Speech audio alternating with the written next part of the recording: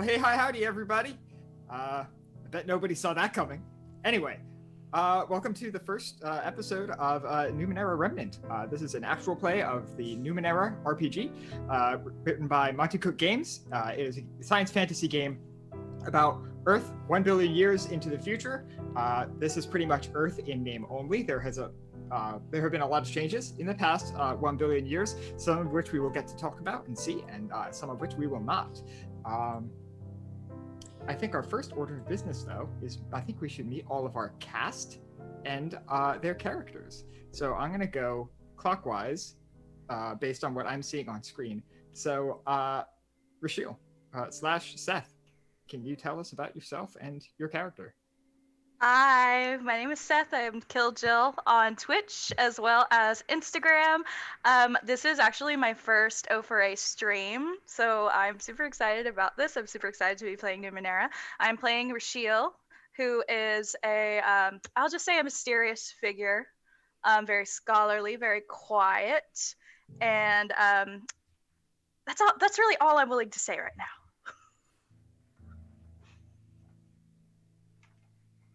Are you willing to give us your character sentence? I'm sorry, say again? Are you willing to give us your character sentence? Oh, yes, of course. Sorry, I'm struggling with a kitten. Oh no, it is all good. Yes, Rashil is a mechanical. Can I leave the last two blank? The type is already displayed on screen. You can Okay, verify. Rashil is a mechanical nano who you don't know. All right, I love it. Licton, Mare, where are you?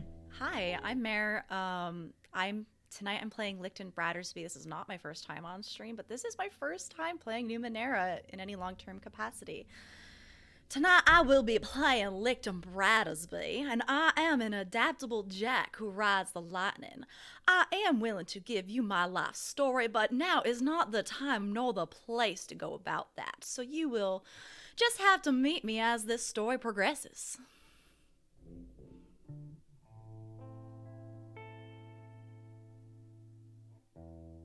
All right, Kappa.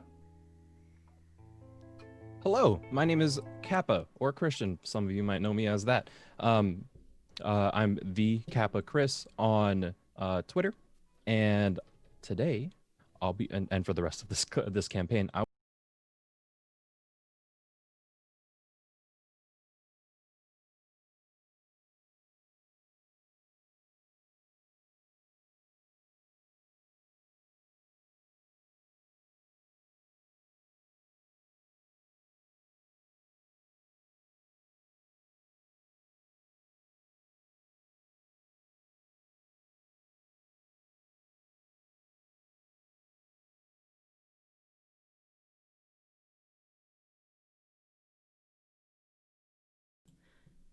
Can y'all hear Verve? 'Cause we can't hear him on our end.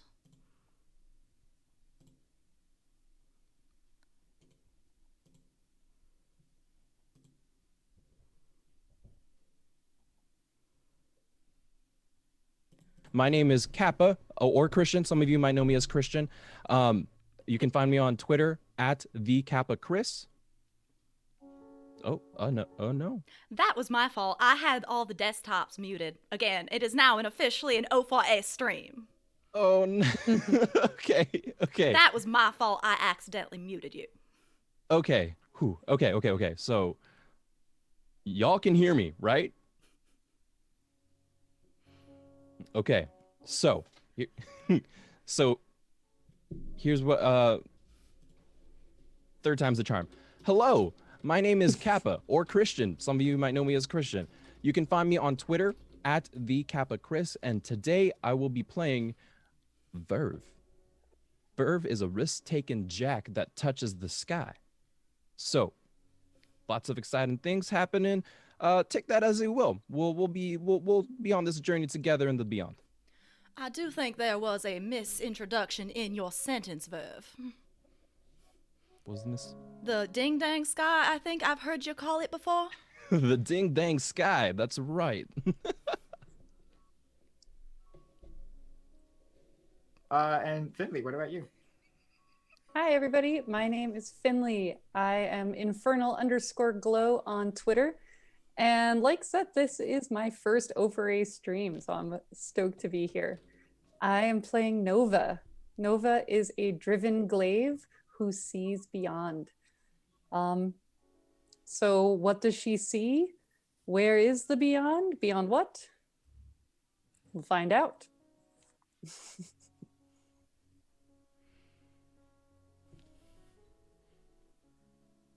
All right, and with that, I think we can start. Let me get some less negative music going, and we can get started.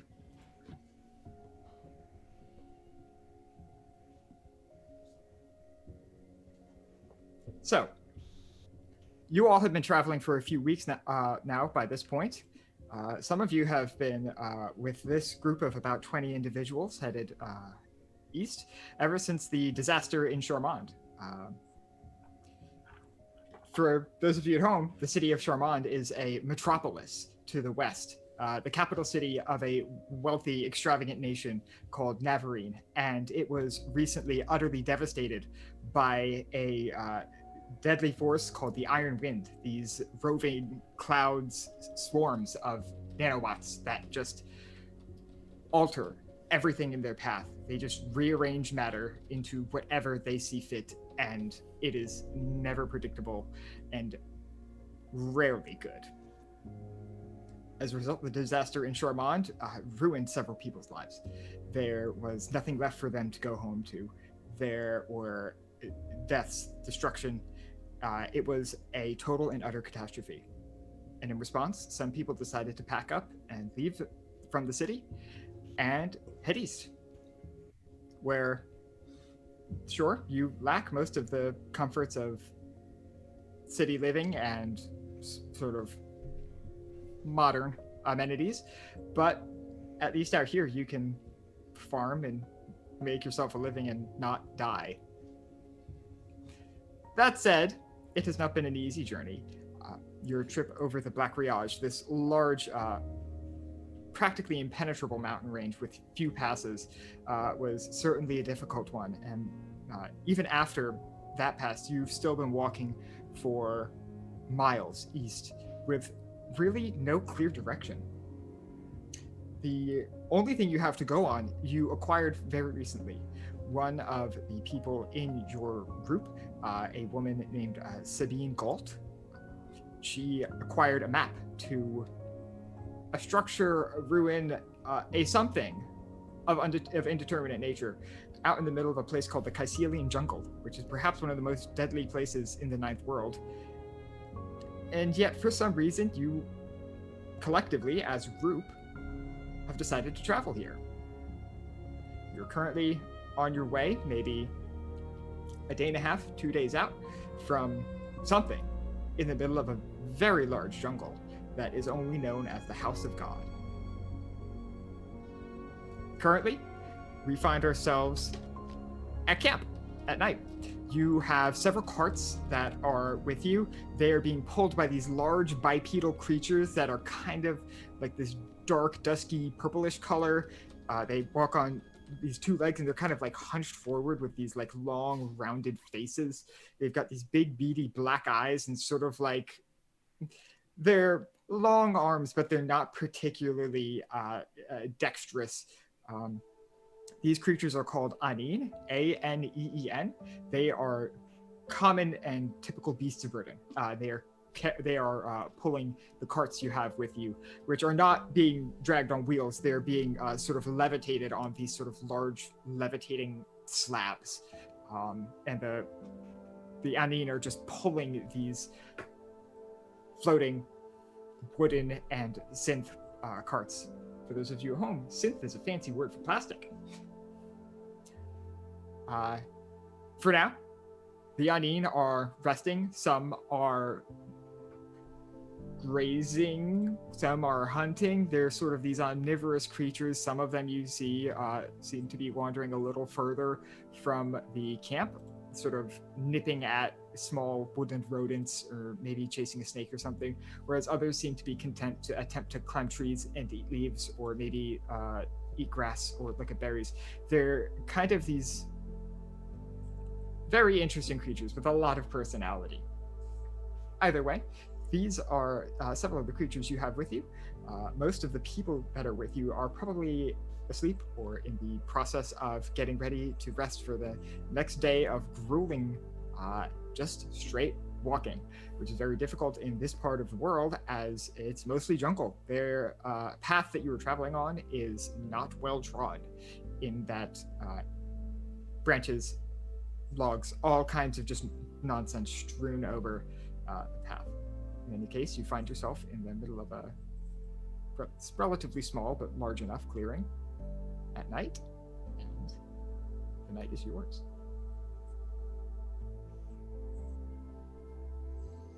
Verve is gonna be right next to. I imagine there's a fire.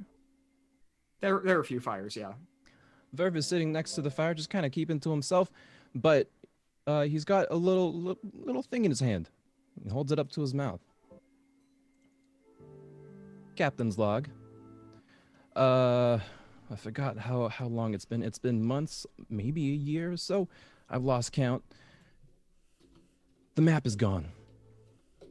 We've resorted to eating rocks. Licton hasn't grown back his arm yet, and I'm afraid I might die out here. We're running low on resources.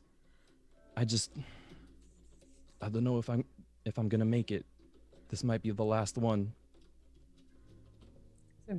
Nearby, sort of slightly out from the light of the fire, you see Nova sort of practicing spear thrusts.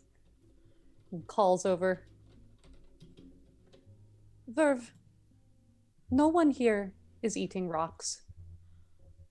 Every night, more nonsense from you. Verve, do you want to tell me how I lost my arm again? Oh, I'm just practicing for when we get there. I imagine we're gonna be too busy trying to survive, and I won't have the time to make these logs, and so I want to do them in advance. But really, were they necessary at all? And we see Rashiel, who is probably just kind of chilling close to Verve since they know each other, but definitely not close enough so that they look like they're friends.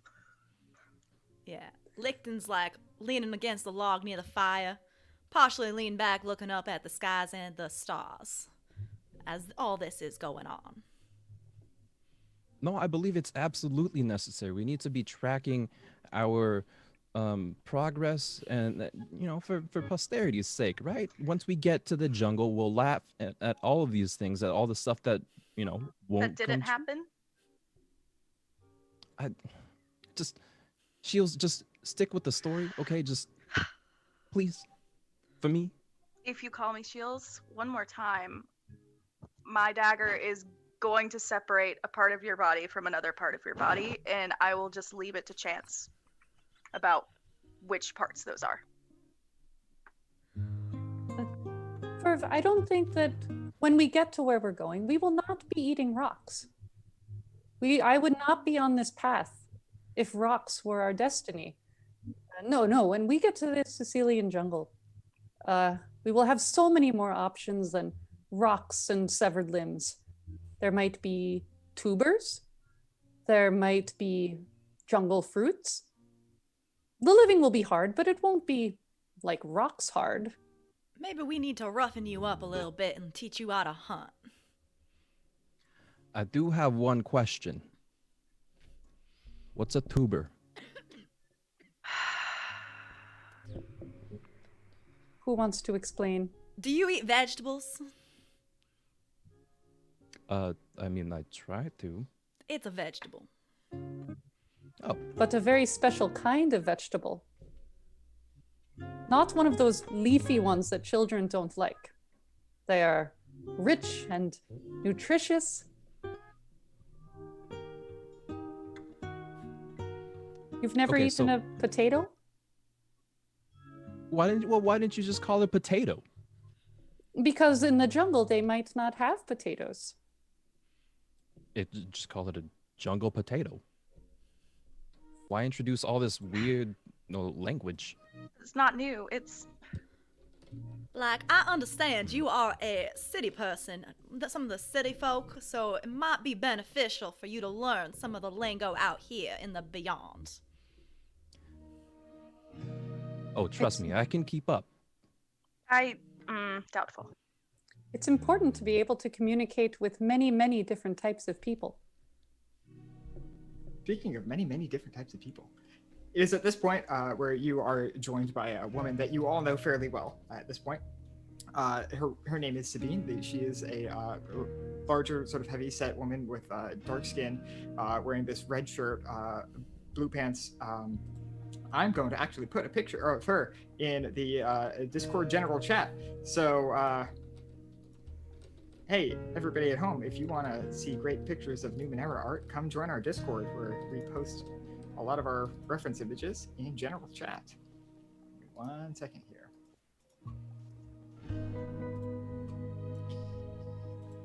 And probably not all that rare to you, although certainly not common. One thing you would also note about her is this large metallic arm that has been manufactured or fashioned clearly by somebody. Verve, have you been recording that bullshit again? Yes. It's not bullshit. It's just it's a story. If anything, it will give us a laugh down the road on how ridiculous this is, and when we Thank need a you, good Licton. giggle. Your positivity is absolutely stunning.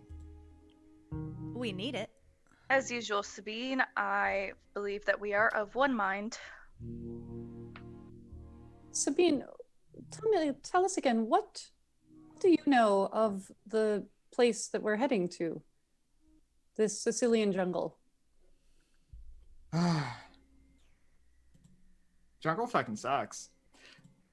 Honestly, I don't know why. I don't know why we didn't head south a long time ago, but we're here now, and the only place to keep going is east. Hopefully this, whatever the hell place we're going to is I don't know, a place we can at least use as a stopping point for a while, but... Where'd you acquire that map again? Out of curiosity. Traveler heading west. The other direction. Other direction. I'm sure he could not get rid of it fast enough. Well, at least he was coming from the west. I would be a little more concerned if we caught him coming from the east. In any case, it's the only landmark we have for miles around. We've already decided to go into the jungle, and honestly, I think if we turn around, I'm not entirely sure we could get back. And you're sure no one's following us? Verve, why do you ask that? I'm pretty sure that's not the first time you've asked me that. Well, you know, I just figure our resources can go away a lot faster, and the sort of recording that I just did will surely come to fruition a little faster than schedule. Verve, I think that if anyone decided to follow us into the Sicilian jungle is mad. We are mad enough to go in here ourselves, but what is life like without a little danger and mystery? Well, And I wouldn't mind you, though, love the way you think. if somebody was following us, maybe it wouldn't be bad. I followed you for a short time before catching up. And that's been good. Your presence has been a delight, Nova. Nova smiles just a little bit. Well, in any case, I don't think we're being followed, because it would not be a very intelligent decision by really anybody. Plus, well, Varl says he's been keeping watch to the best of his ability. I wouldn't typically take that as being worth much, but I suppose his eyes are as good as anybody's out here. Well, if it would help, Verve, if it would help you feel more at ease, I wouldn't mind taking an extra look. I am not bad at spotting things. And if there's anything out there, two sets of eyes are better than one. Nova, I am completely at ease, but if it would help you,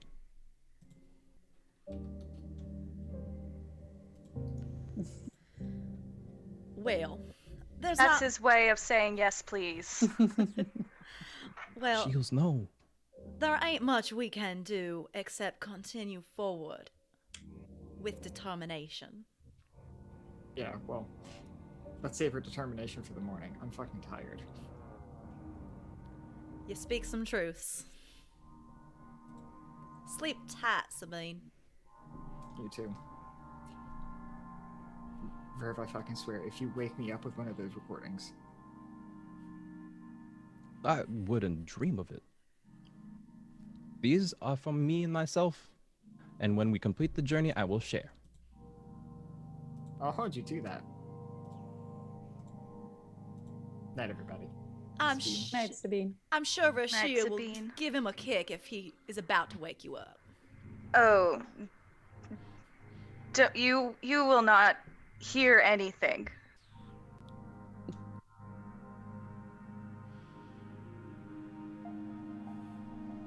Captain's log. Rashiel pokes like the back of Verve with her Okay. dagger. Okay, I'll stop. Is there anything anybody would like to do tonight? As the stars start to come out, I will make good on my promise to Verve and take a lap around our encampment. All right. Sort of twirling my spear and training my sight out into the darkness. Sure. So Nova is able to see beyond. Is that an effect you need to activate, or is that always on? I believe it's always on. And Okay, great. it works on the unseen and also just the regular unseen. Got you. Sure thing.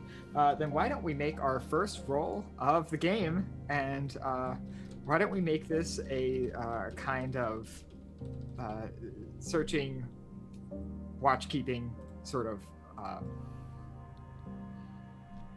a task. Do you have any skills that are particularly relevant to this task? Weirdly, I have an inability in perception tasks, but I think that's mostly applicable to people. Okay. It's an effect of being as driven as I am. Okay, sure, yeah. But other than seeing the unseen, which lowers the difficulty of finding hidden things, I think that's all. Sure. Okay, then I will say this. Because of your inability, I will say if you will probably have to spend 2 or 3 laps around the camp to really feel like you've gotten a good sense of everything there is to see. All right. And you want me rolling a d20, yes? Yes, I'll say this is a challenge 4 task, so your target number is 12. You can spend from your intellect pool if you want to reduce that to a 9.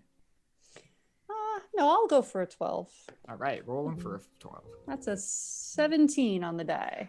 All right, you made it. So it definitely does require a couple of laps around the encampment to get a good read on what exactly is going on, because you definitely get like gut feeling that something is definitely going on, because sees beyond is kind of a misnomer in that yes, you are able to see things that other people can't see, but your other senses are also able to pick up things that other people don't really detect. It's not necessarily limited to the eyes.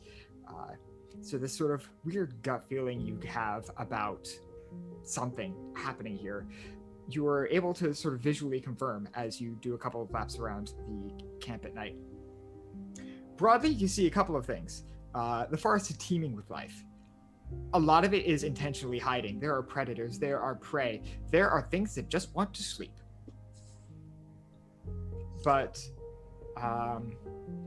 aside from the sort of organic things, there's not only a ton of ancient machinery and technology and just the typical sort of detritus that you would find in these sort of poorly traveled areas.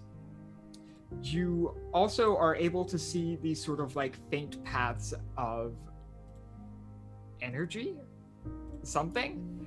It's not really clear, but something intangible is sort of making its way further into the jungle, vaguely in the direction you're headed, and you actually would notice a couple of these coming from different places, almost sort of all heading to some convergence point further in, and broadly you would be able to determine that's the direction you're traveling in, whether or not that's your destination.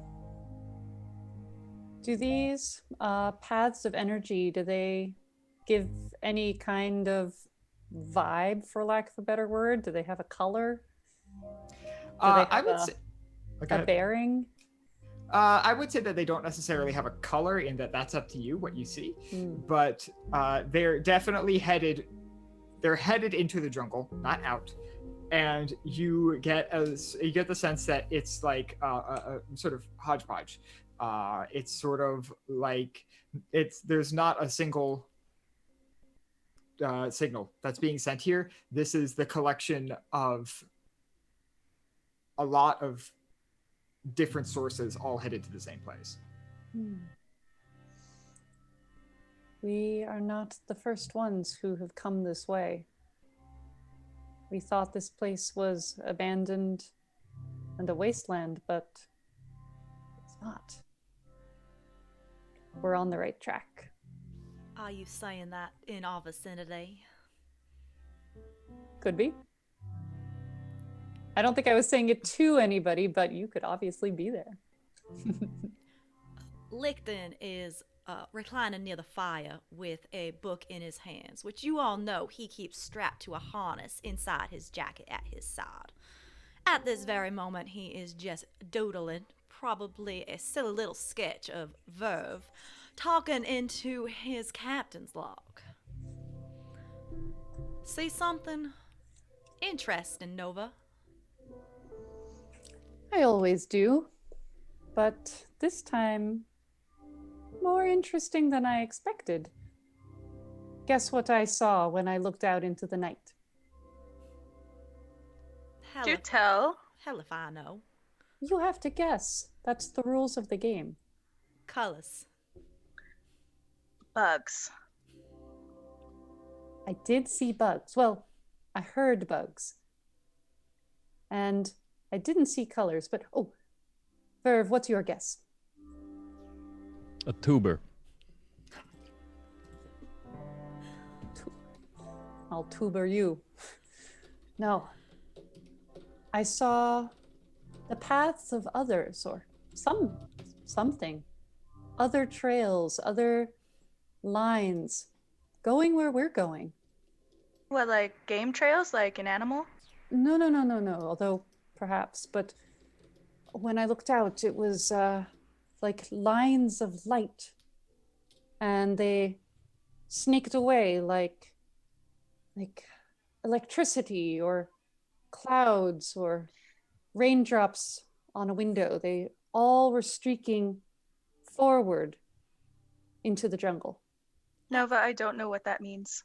At the word of electricity, some plays up my hands before dissipating at the elbow. Like that. Or a little Just different. so. Well, like that, but instead of forking apart, it was forking together. Like, can you make the lightning go in reverse? You don't control lightning, you just direct it. It's worth a try. I am not about to attempt that in the middle of this camp. You know, like you play the video and then No. My apologies, Nova, but no. No. No. But it was like that, as if millions of bugs and tubers and beasts and smaller beasts, possibly people, all were making their way where we are going.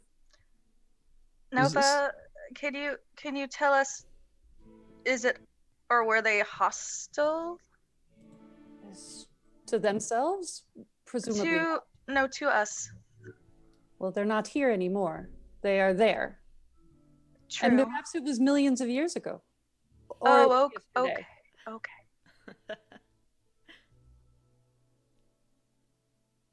Is this the first time that Nova kind of spoke like this, description and all dreamy like? Probably not. Okay. Then Verve is probably like,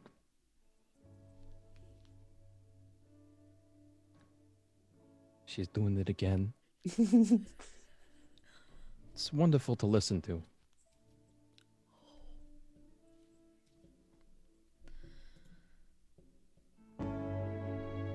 Licton does not do anything else for that evening except relax Alright. and maybe take a couple hours of just staying alert around the fire. And after making that note, Verve is gonna walk away from the fire, find himself a nice empty patch that he can lie down in, remove his jacket, and Kappa's gonna remove his jacket too because it's freaking hot. Roll it up under to make a pillow and lie down on it, staring at the night sky until he falls asleep. Right. So, Rashiel, how would you like an experience point? I am so glad you asked. I would love one.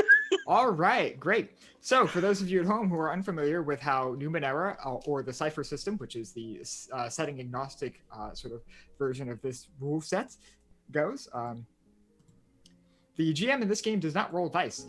They basically come into the story with their ideas in these things called GM intrusions, where you introduce a complication or another factor into the plot, and as you do this, you are interacting with one specific player, and you give that player an experience. You give that player 2 experience points, one they get to keep and one they get to give to another player character. So, Rashiel, who would you like to give your second XP to?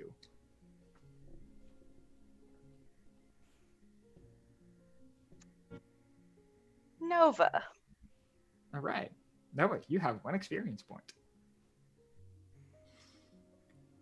For your part, Rashiel, much later in the night, at least 2 or 3 hours later, in what is the equivalent of maybe like 3 in the morning in these 28-hour Ninth World days, you hear something, sort of like the low footsteps, almost. It's kind of hard to discern. But it does wake you up, because it does sort of cross decently close to your tent or wherever you might be sleeping. And a few seconds later, after you hear these footsteps pass, as you hear these footsteps pass, a wave of heat just comes with them and leaves with them. The tent is definitely warmer after this thing passed by, but as it was like right there, like it was almost painfully hot. It walks by and you are sweating. And then you hear sort of low rattling, rummaging coming from one of your carts. Mer, can you take our creature meter down? I can. Thank you, Eva.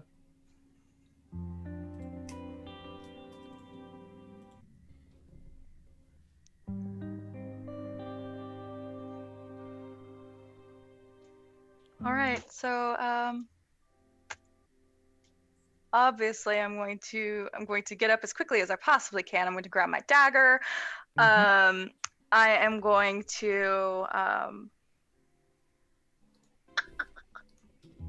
probably just like rush out of the tent and look at what this thing is before I go like yelling, I suppose. Sure. Are you trying to look surreptitiously, or are you attempting to just like run out there and like see what it is, regardless of whether or not it catches you? Yes, the second one. Okay, so you're just running out to take a look. Yep. Okay, sure. So I will post in the Discord what this creature is. I will broadly say, for the sake of expediency, you have never seen anything like this. but this is the creature you see. It is a sort of odd, thin, hound-like creature with dark fur and these almost glowing, smoking, red-yellow eyes. Its body is covered in this metallic plating or armor almost, and it has these 3 different tails which just all kind of like float around and sort of do their own thing. They sort of bob around curiously almost as this hound-like creature is just rummaging through your honestly, this is the cart in which you keep a lot of your food.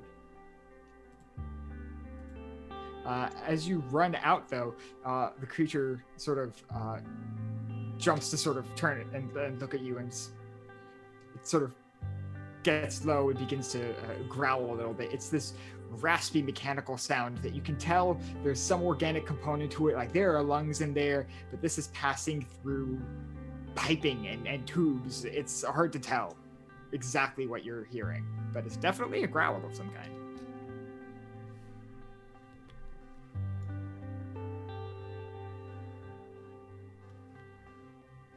I think after I realized that this thing is not like somebody from, that we're running from, I am probably going to relax a little bit, but I don't like that it's going through our food. So I am going to yell. I'm going to be like, hey, like maybe like get into a little bit of defensive stance because this thing is like kind of squaring up too.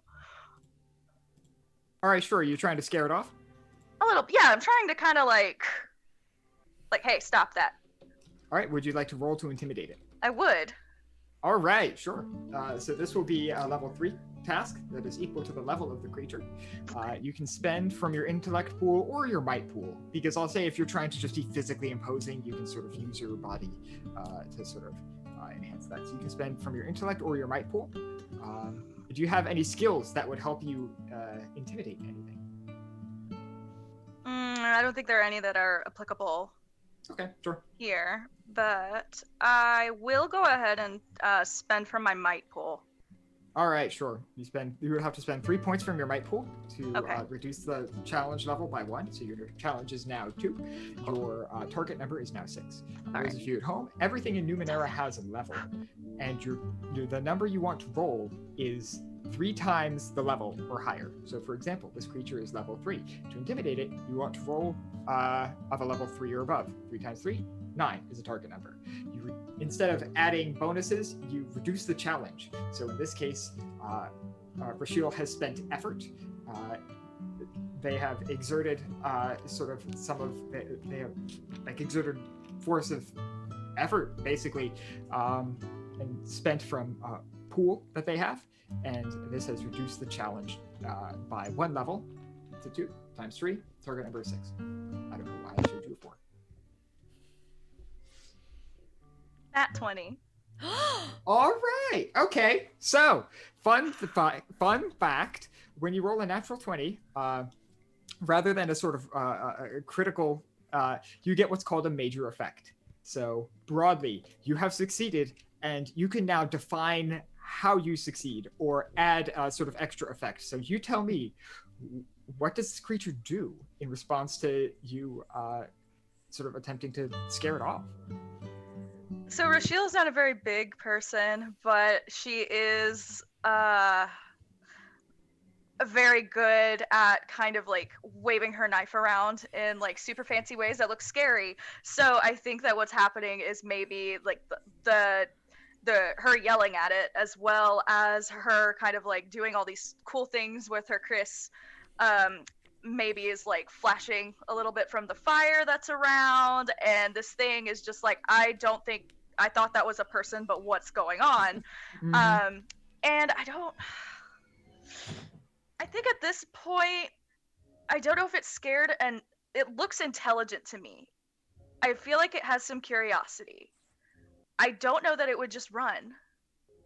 I feel like maybe it backs off, but then it's like, I'm still hungry, and just kind of like chills on the edge of the camp. Like I can't really sure. like describe the animal I'm thinking of. Got you. Sure thing. So I will say a couple of things. I will say that yes, the creature broadly may stick around if that is what you would like it to do. But also, I would say with a major effect, you would notice that specifically it was going for your cold storage. So where you keep all of your cold things. So like if you have any meats you're trying to preserve, or vegetables you don't want to spoil, or fruits like that. It was definitely looking for cold stuff. Okay, gotcha. So if I notice that, and after I kind of get it to back off, then I'm not afraid of it. I'm going to probably go into cold storage and get just like a small piece of meat. All right, sure. And kind of like Get the small piece of meat. put it a little bit further away and then kind of back off again, kind of offering it. Would you have said that your shout was loud enough to wake people up? Oh, yeah. All right. If that is the case, anybody who wants to be awake can be awake. And I would say that you would all be awake in time to see the creature sort of tentatively walk up to this piece of meat you've placed on the ground. And rather than eat it, it sort of like drops its head on the piece of meat and just sort of like rolls its face around in this cold thing. Rashiel, what is all the ruckus about? I thought Verve was the one we would be telling to be quiet in the middle of the night. Well, I think I may have made a friend. I'm not sure. This poor thing looks like it's overheating. Rashiel, no, I need that. Don't cut it off.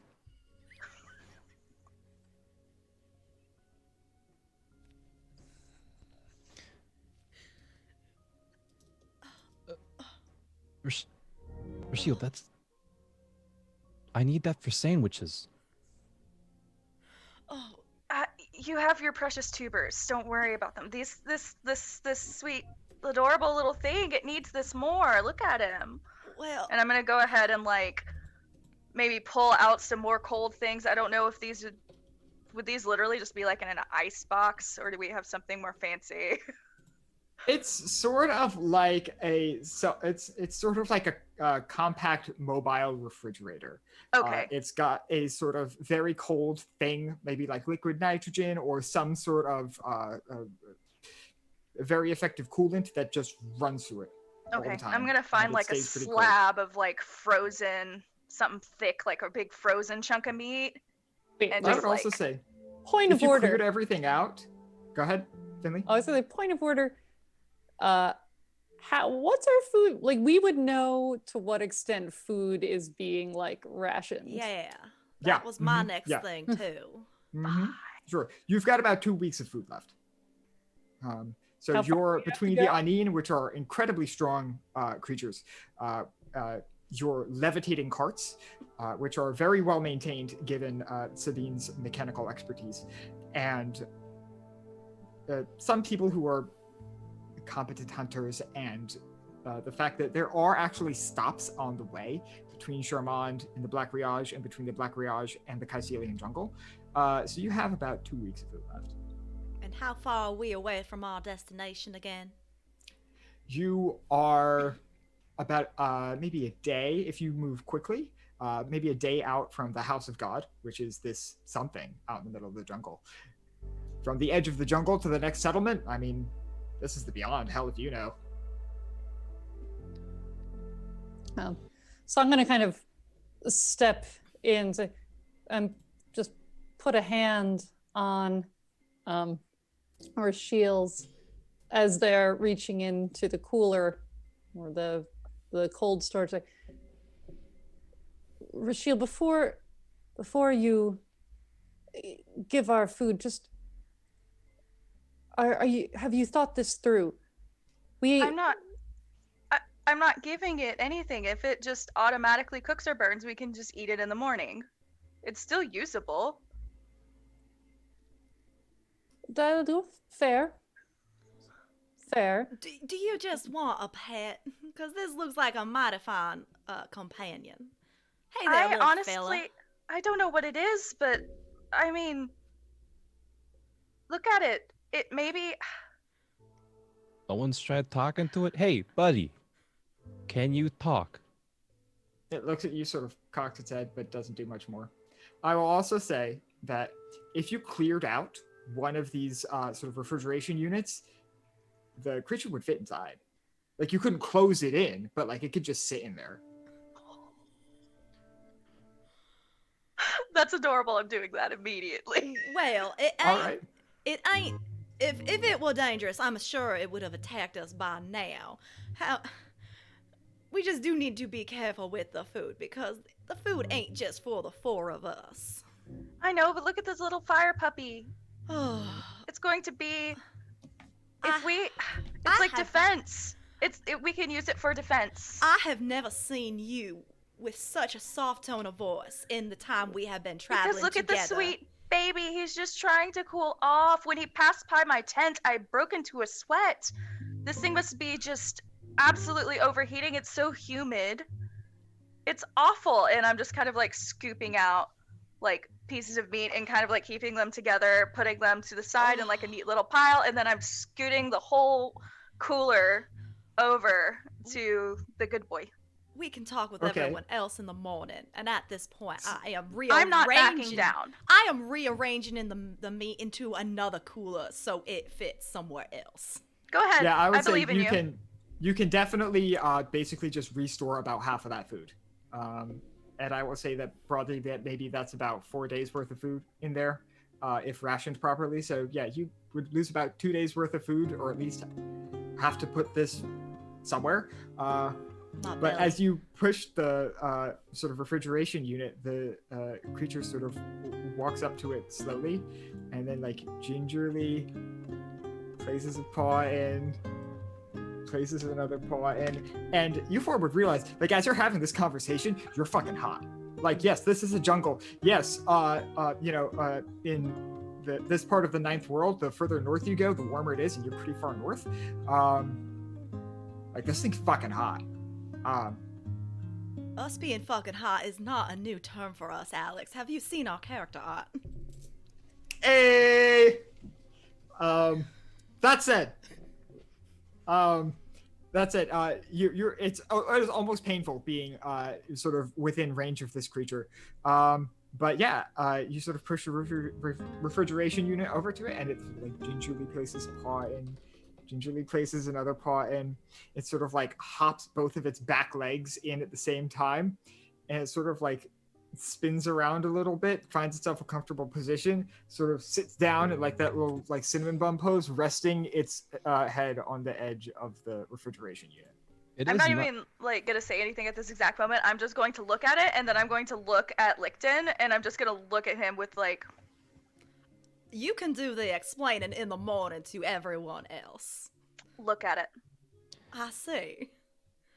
I stand by my fact that you can explain what is going on in the morning and with our food. I did nothing wrong. Look at it.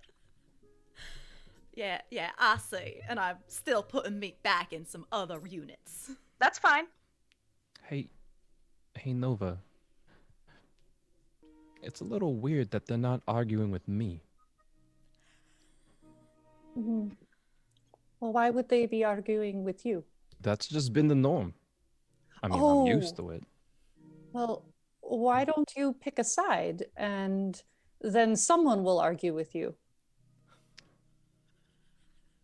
That is true. I just Oh, So you we- were saying that it is pleasant. yes. You're Exactly. enjoying no one is arguing with you. I see. Yes. Sabine might have something to say about this in the morning, but for now, I'm just gonna enjoy having warmth out here for once. For once. It's been hot this entire time. Well, at night, I get cold. Oh, where are you from that you're not used to being warm? You know the city? It is. Various Often cities, cold. Chamond, most recently. Mm, It's really Really? hard to find housing. so, but it's good that you can be comfortable. And plus, you got the night sky to look at. It's great. You don't really get that in Chamond. Hmm. Were you there when everything you know, I mean, happened. why do you think I'm why do you think I'm here? Well, Same as everyone else. I'm trying to get out. to be perfectly honest, I thought you might have um, ulterior or other motives. What makes you say that?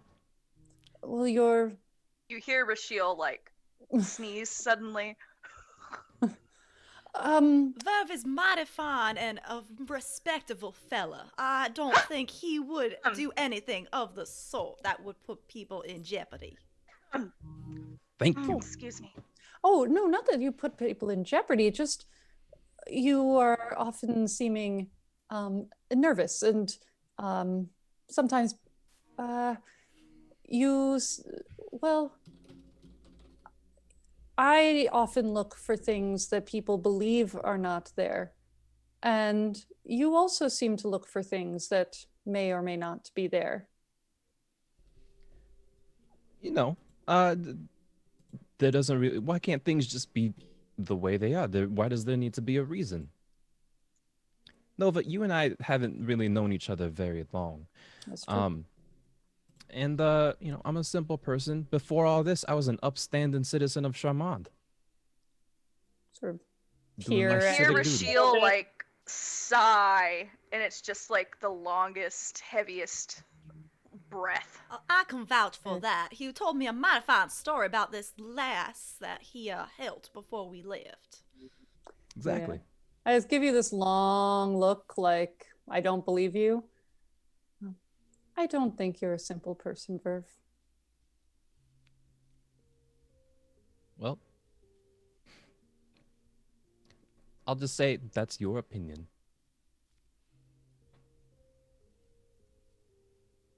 We'll agree to disagree. Anyway, I'm going to head back to bed.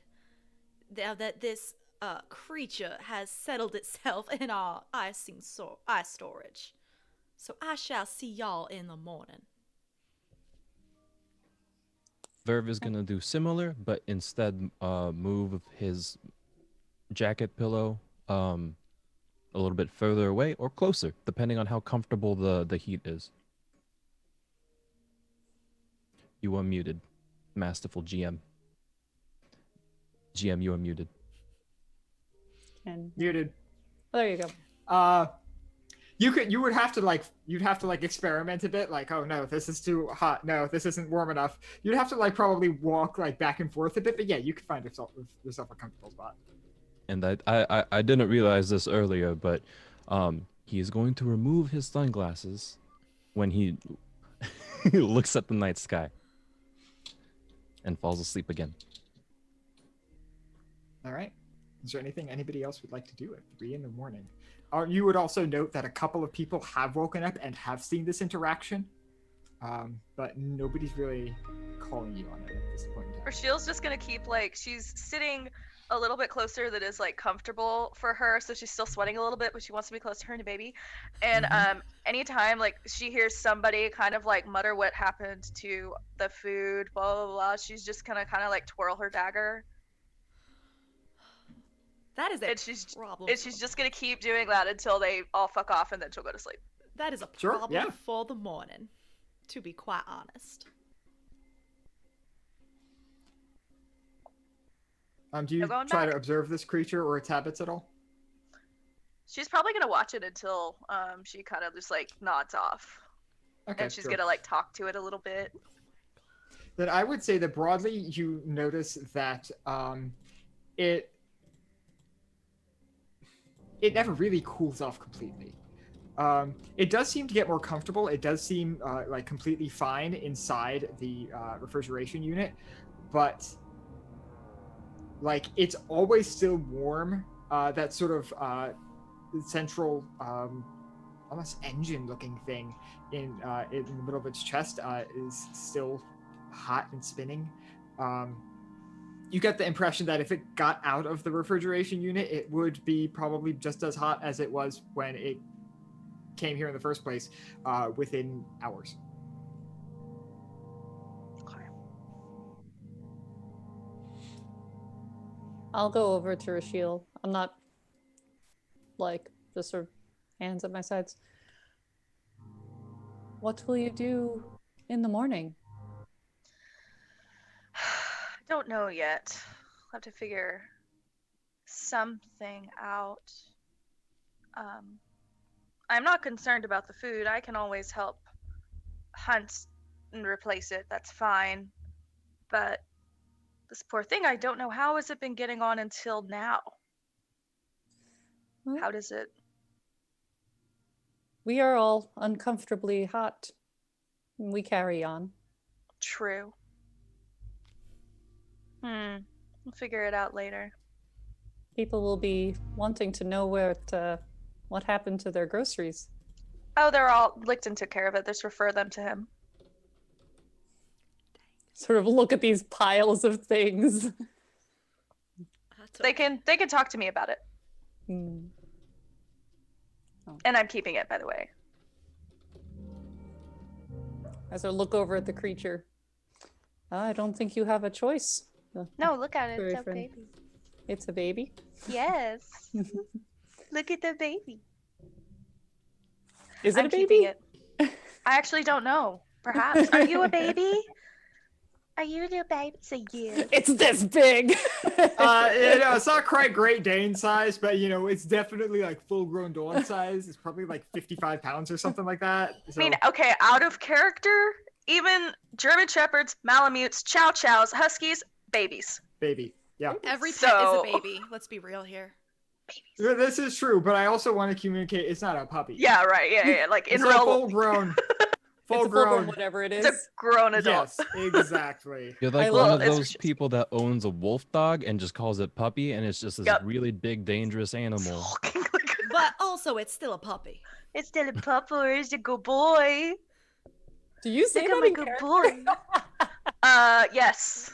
Puppy. Yes, I did. Who's a good boy? If they have a problem with it, they can talk to me. I don't see why anyone would really have a problem. I don't either. Twirls dagger. Was Good that- night, Rashiel. Good night. To himself, Verve is like, was that Shields?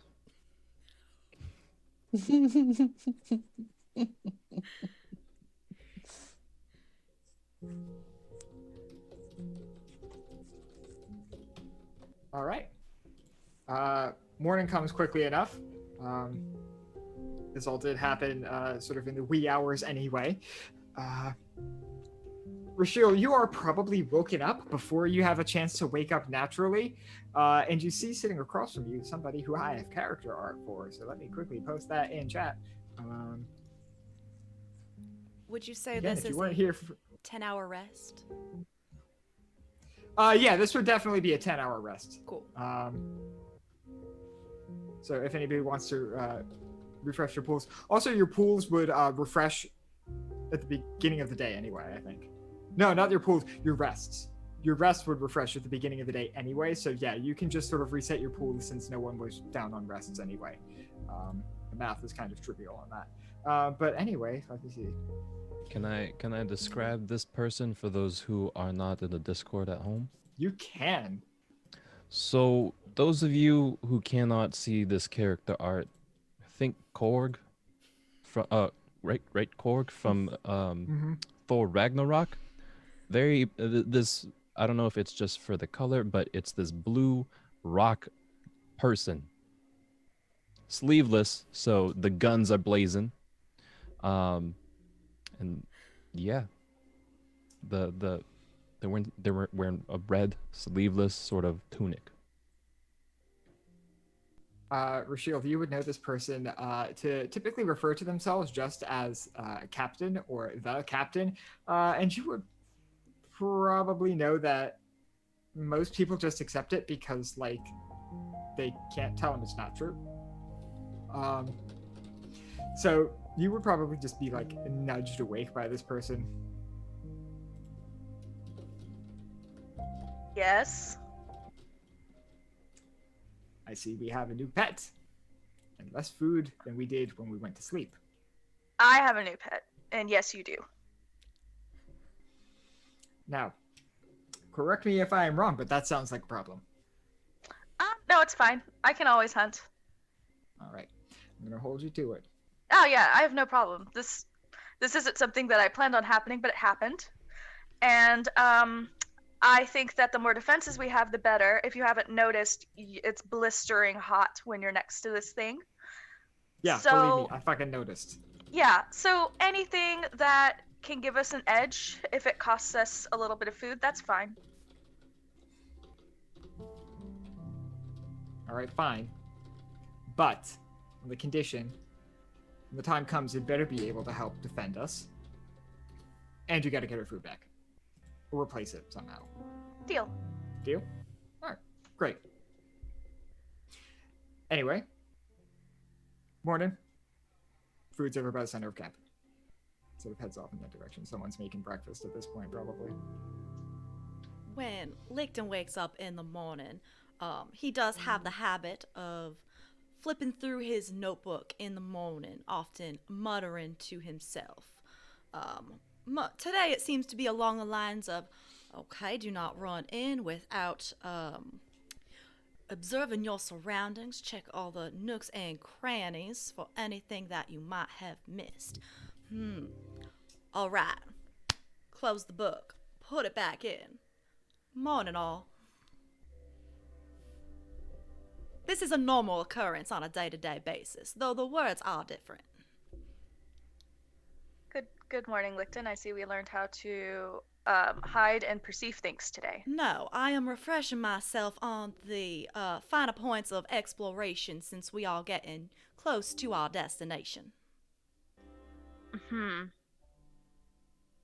Very opposite of Licton, Verve is going to walk a ways from camp to do his morning business. It's, bio stuff. Very, very unaware of the surroundings. Just kind of willy-nilly. Listen, he needs to poop in the morning. Simulationism at its finest. It took everything in me not to hold up a red card because it means something else. But yeah, no, it's the main focus of that is that it's very haphazard, and very much non-meticulous. Anyway. I want to know more, but I really don't. Right? What's the card for that? That's just like all of the cards. Card. How about you just rate Blue or you? something. I feel like if we had more information, maybe we would know why you felt the need to tell us that. I had to figure out a reason why he would go out in that away from camp in a very nonchalant way to diametrically oppose Licton. That was the thing that I came up with out of character. I'm gonna give you this, but I want you to know that you didn't necessarily earn it.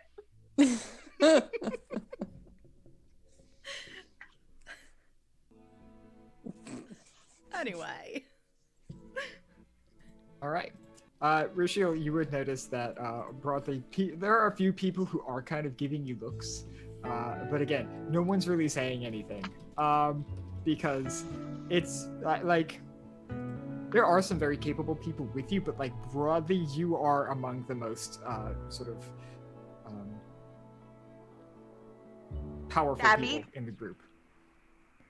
So no one's really gonna fight you on it. I don't mean to detract any more than I already have, but point of order for the GM, I have a flex skill that I can choose at the beginning of each day to be trained in. What would the skill be to be like, to be able to handle animals?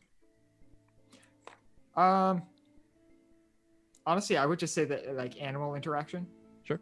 If you just wanted skill in like communicating with animals, that's fine. Great. That is the skill that I choose to be flexible and trained in for the day. Alex. All right, sure thing. You're not stealing my dog. Would you like us, the Jacks, to tell you what the flex skill is for the day when we wake up? Yeah, that would be great. Yeah. Mine is exploration. Okay, I thought I caught that, but I just wanted to be sure. I also have one. And there's not a skill list anywhere, so I just come up with something flavor-wise. I'm going to go with hunting, I think. Okay, sure. And help Rochelle out with the food.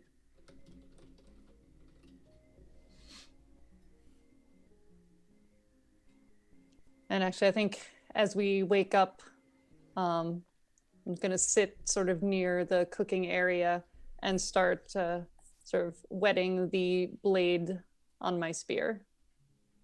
Sure.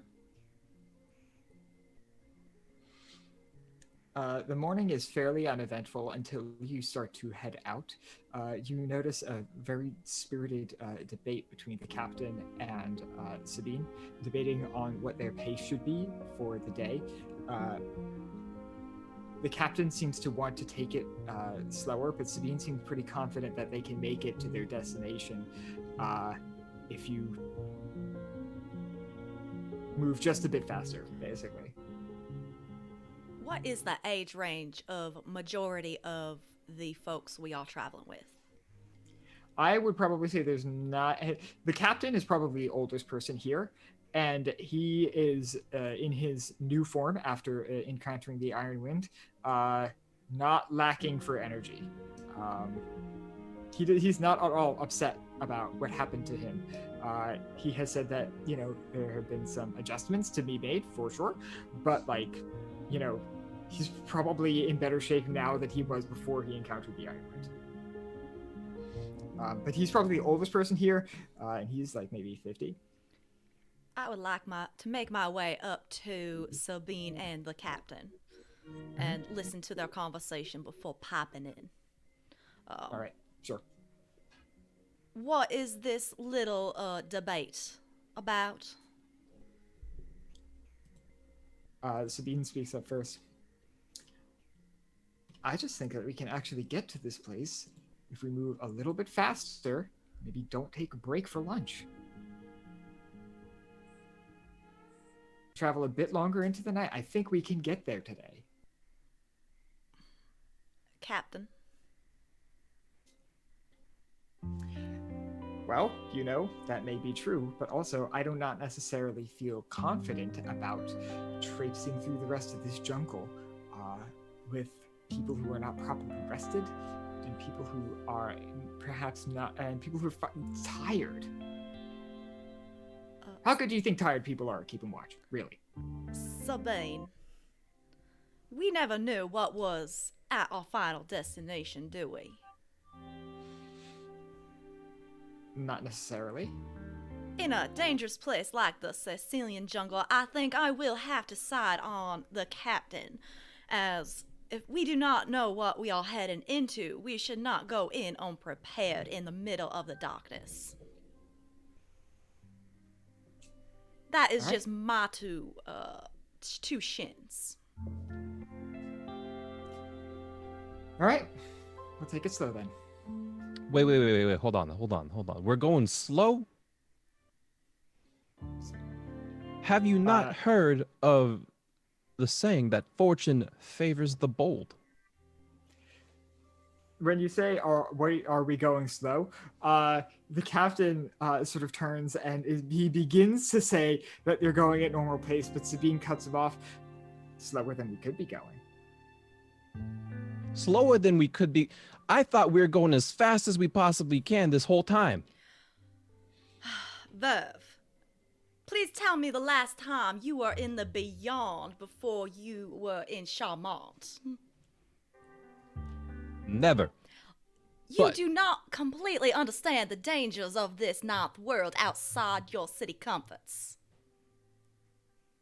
Comfort? This is a fact, not a question.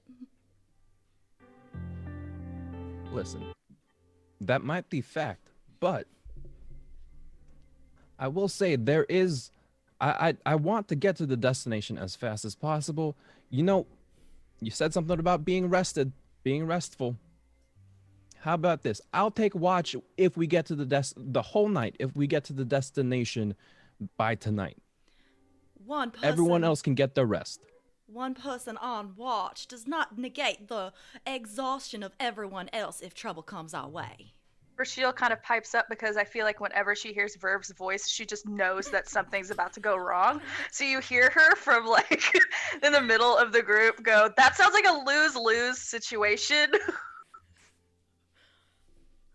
How about we discuss this with the entire group who will be traveling with us as a entire group? There are like 15 other people here.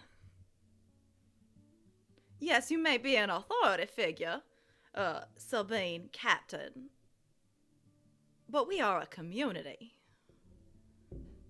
It's up to everybody to do the walking. Exactly. I agree. And none of us know if the place we are headed is the same or much, much more dangerous. If we arrive exhausted and in need of sleep only to find a position that must be defended, we will be at a disadvantage.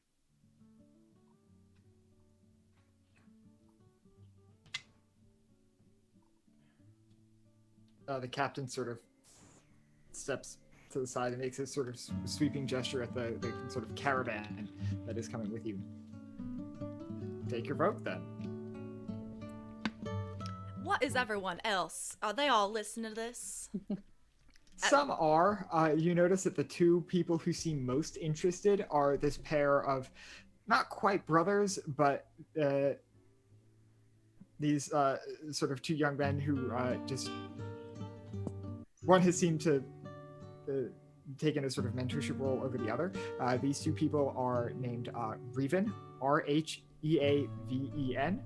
is the older one, and Varl, Varl, for the younger one. I can post their pictures in the Discord.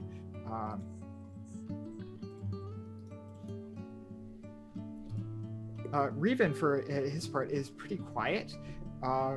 And he has a reputation for being able to sort of talk with machines in a way.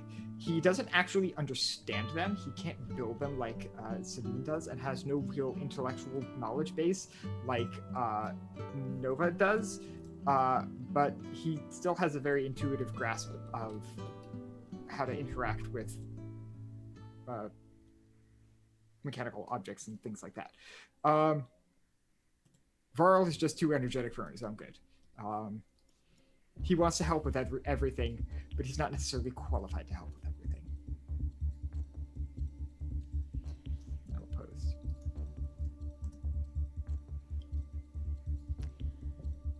Well, that is where my vote stands. I could get a more comprehensive decision from everyone else, if you would so desire.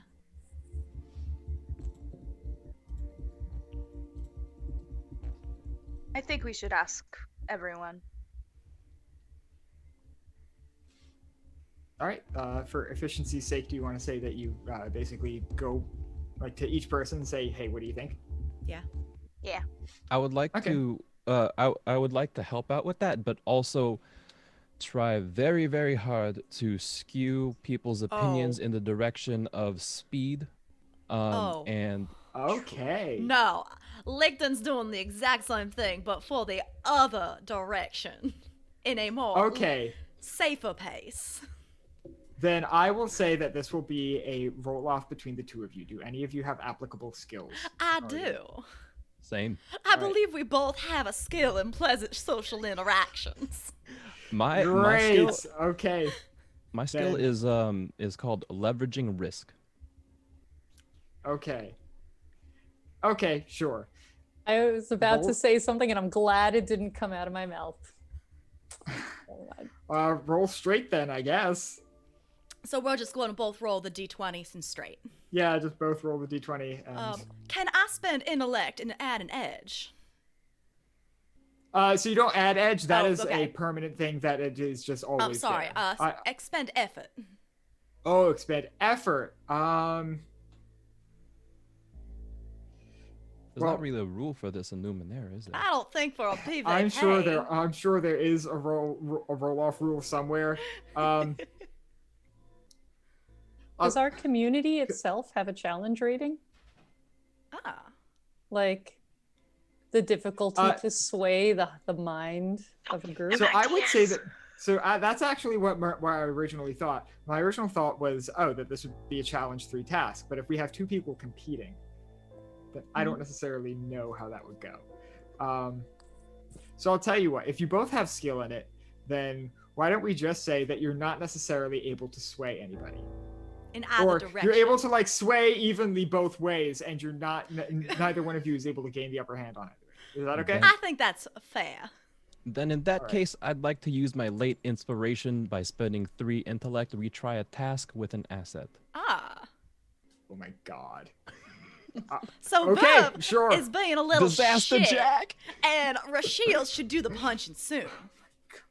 Yeah, sure. Go ahead. Like I said, it's a challenge 3 task with an asset, so Over to Lixton 6 or above.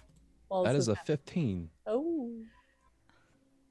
Yeah, sure. So I will say that like I said, there are probably about 20 people with you. For the sake of not having to tally anything up, I will say that it's just 20 people. He and I will would say say you are stuff able like, to. he would say stuff like, "Why get there in 2 days when we can get there in 1? How bad can the jungle be?" Stuff like that. So sure, I will say that there might be a narrow lean in favor of going quick. And you may do with this information what you will. I see Lixton kind of giving Verve the Stink stink eye. eye. Where is he in such a hurry to get to? The jungle will be there in 1 day or 2 days. I don't know, but I have some choice words for that man. Which words?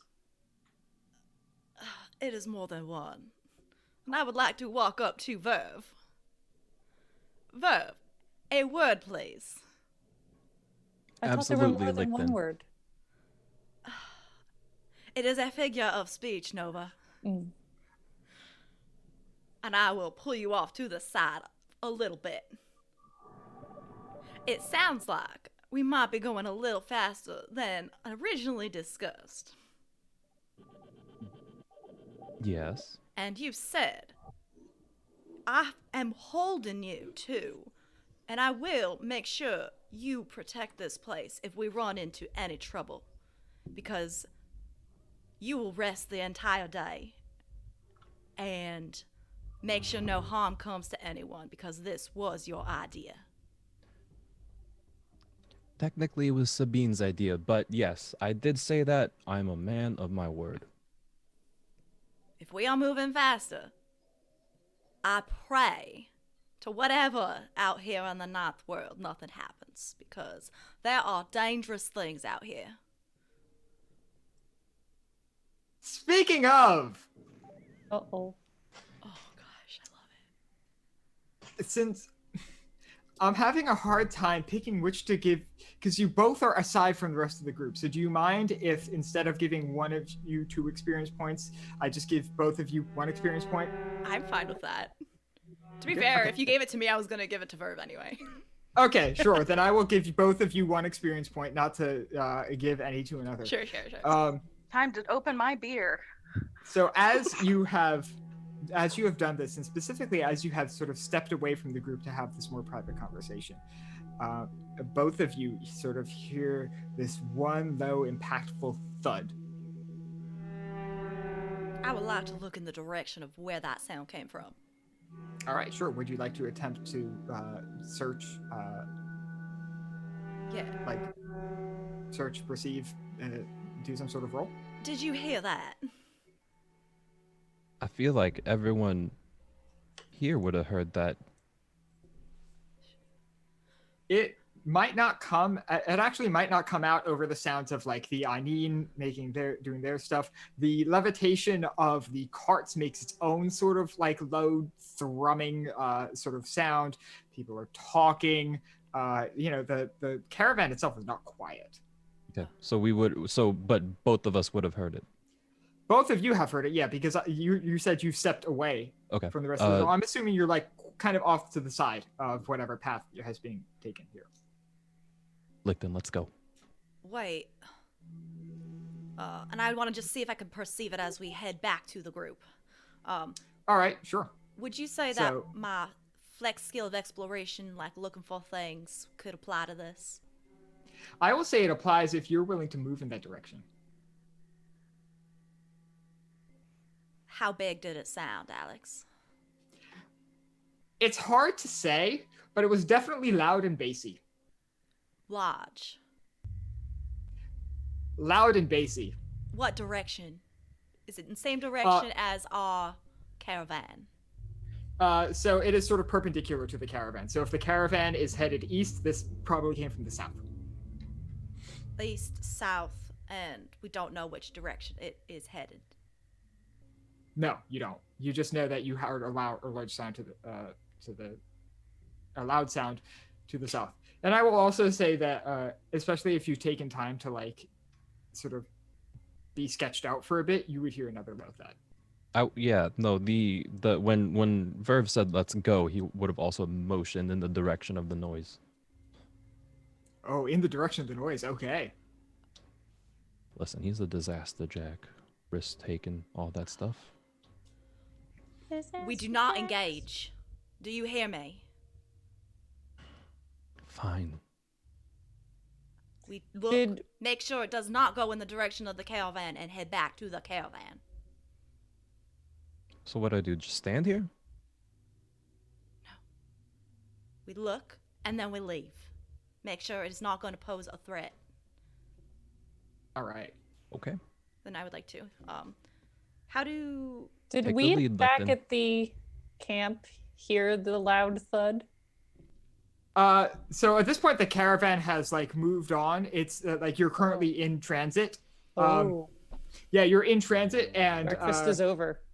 Yeah, breakfast is over. You're moving, and the caravan itself is so loud that the thud is you probably wouldn't perceive it as anything other than like the sort of low sound of your sort of levitating carts and things. Yeah, so like I'll just turn to Rashiel and be like, oh, I hope Verve is still in one piece when Licton is done giving him a talking to.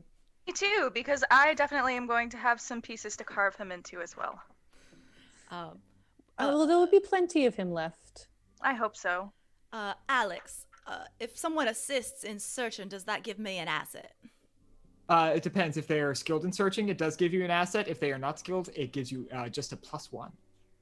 Okay. Are you helping me, Verve?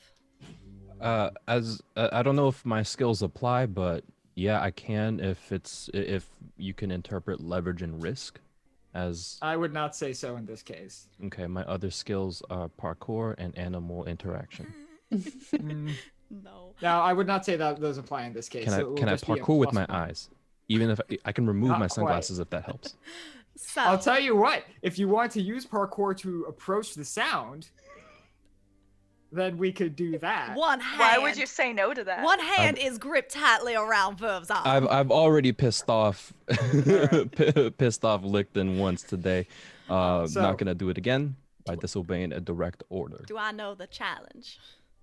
I'll say, all I will say is that this creature has an inability in stealth. So I will just use my exploration and take one off the challenge, please. all right, sure. But I do not want to So be go ahead and seen. roll. Do you want to expend any effort? Would This this would be be intellect. intellect? I would like to spend some effort, please. All right, and I'm pretty sure you have an edge in that, so it would be 2. 2. It will be 2. All right, so you've reduced the challenge by 2 levels, Heck yeah. and you can make your roll. That is a 10. Plus 1 from Verve. That'll do it. Yeah, it's been reduced enough. What do we see, O benevolent master? So, I have a picture of this. Just wait.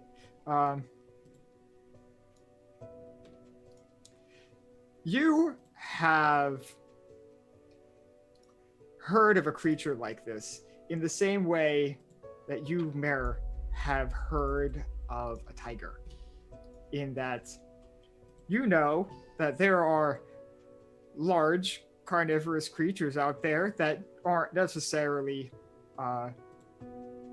man-eating monsters or something like that, but that can be territorial and can and will attack people if provoked. And that is sort of the general awareness, I posted the picture in chat, that you have of this creature called a Jurasker. It is a large reptilian, sort of Tyrannosaurus Rex looking thing.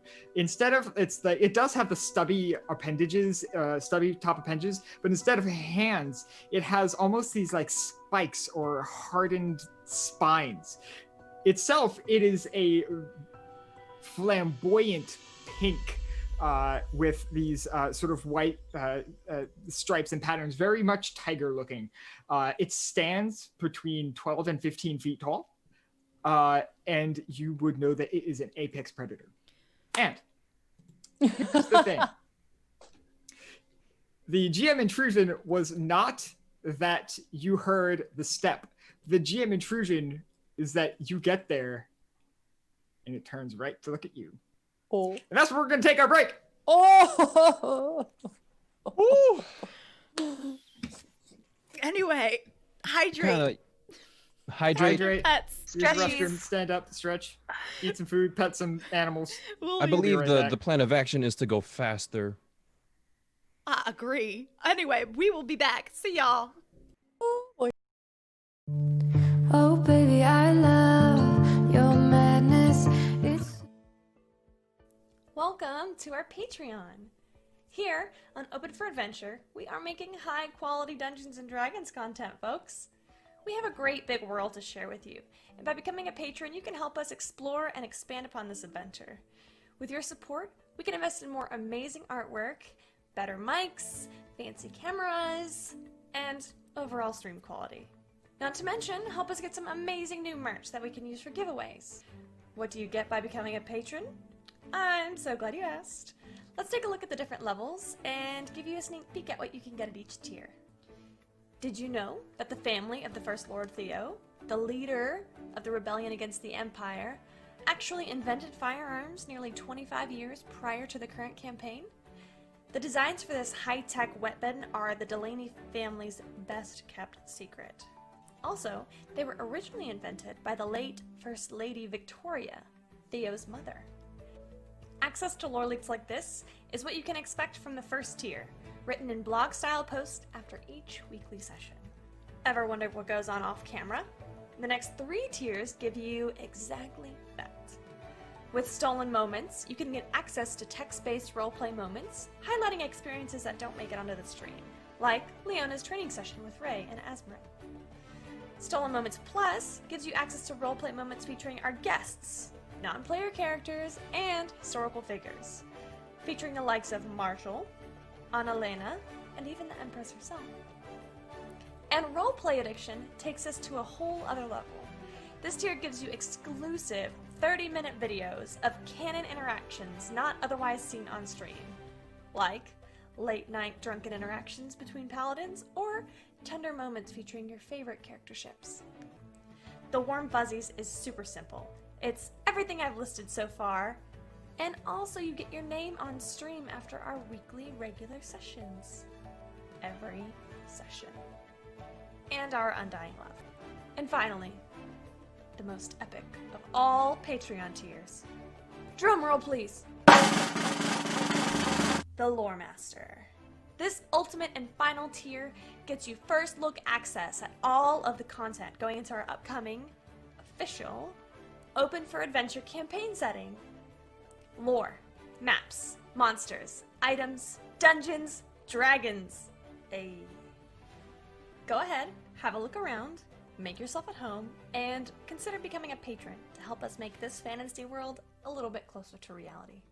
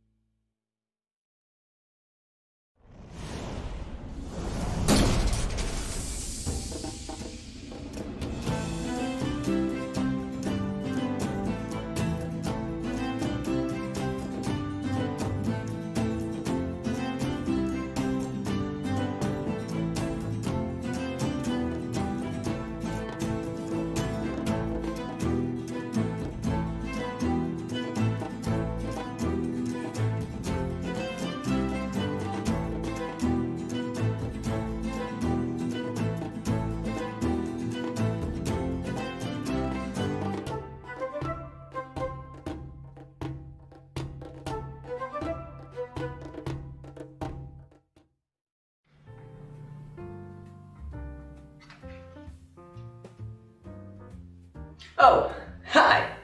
My name is Express Love. I'm the Senmarian god of coffee. Did you know that in Senmaria, every cup of coffee is made with found familiar coffee beans? That's canon. In Senmaria, every cup of coffee is good coffee because it's made with love by Found Familiar. Did you know that every bag of Found Familiar coffee features artwork from incredible members of the tabletop gaming community? That's canon. Each blend and roast of Found Familiar coffee features cool D&D names like Thieves' Cant, Face Step, and Pact Magic. In Senmaria, every royal meeting that Ray attends features the Cartographer's Blend, a brew of coffee made by Found Familiar in conjunction with Devon Rue. Now that's canon. Found Familiar coffee. Buy it today.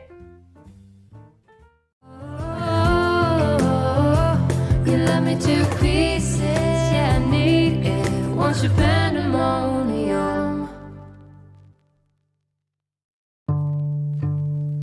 Oh, baby, I love your madness. It's so incredibly beautiful. Oh, you shine like gold, so selfless to all, and wild like an animal. Some would say I'm insane in the right in a way, but I just love to play in your fun and your games. Always hungry for more, that's just how I was born. Take me somewhere I don't know, and give me your freedom. Whoa, you love me to pieces, yeah, I need it. Want your pandemonium, life is so easy.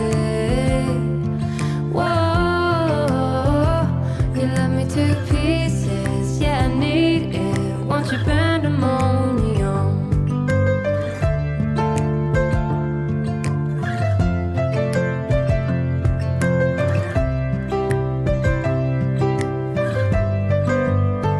The limit of love is endless, I know.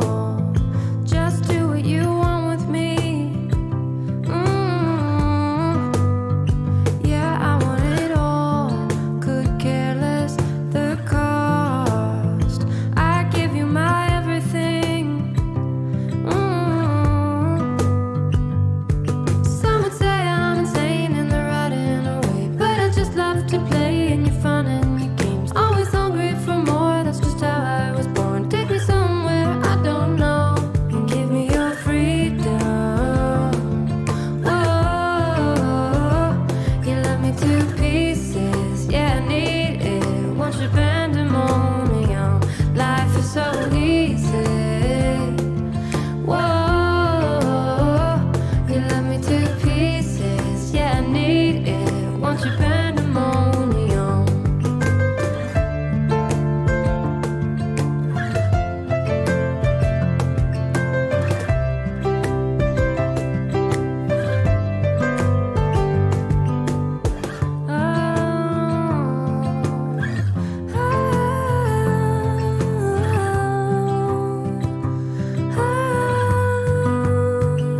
And give me your freedom.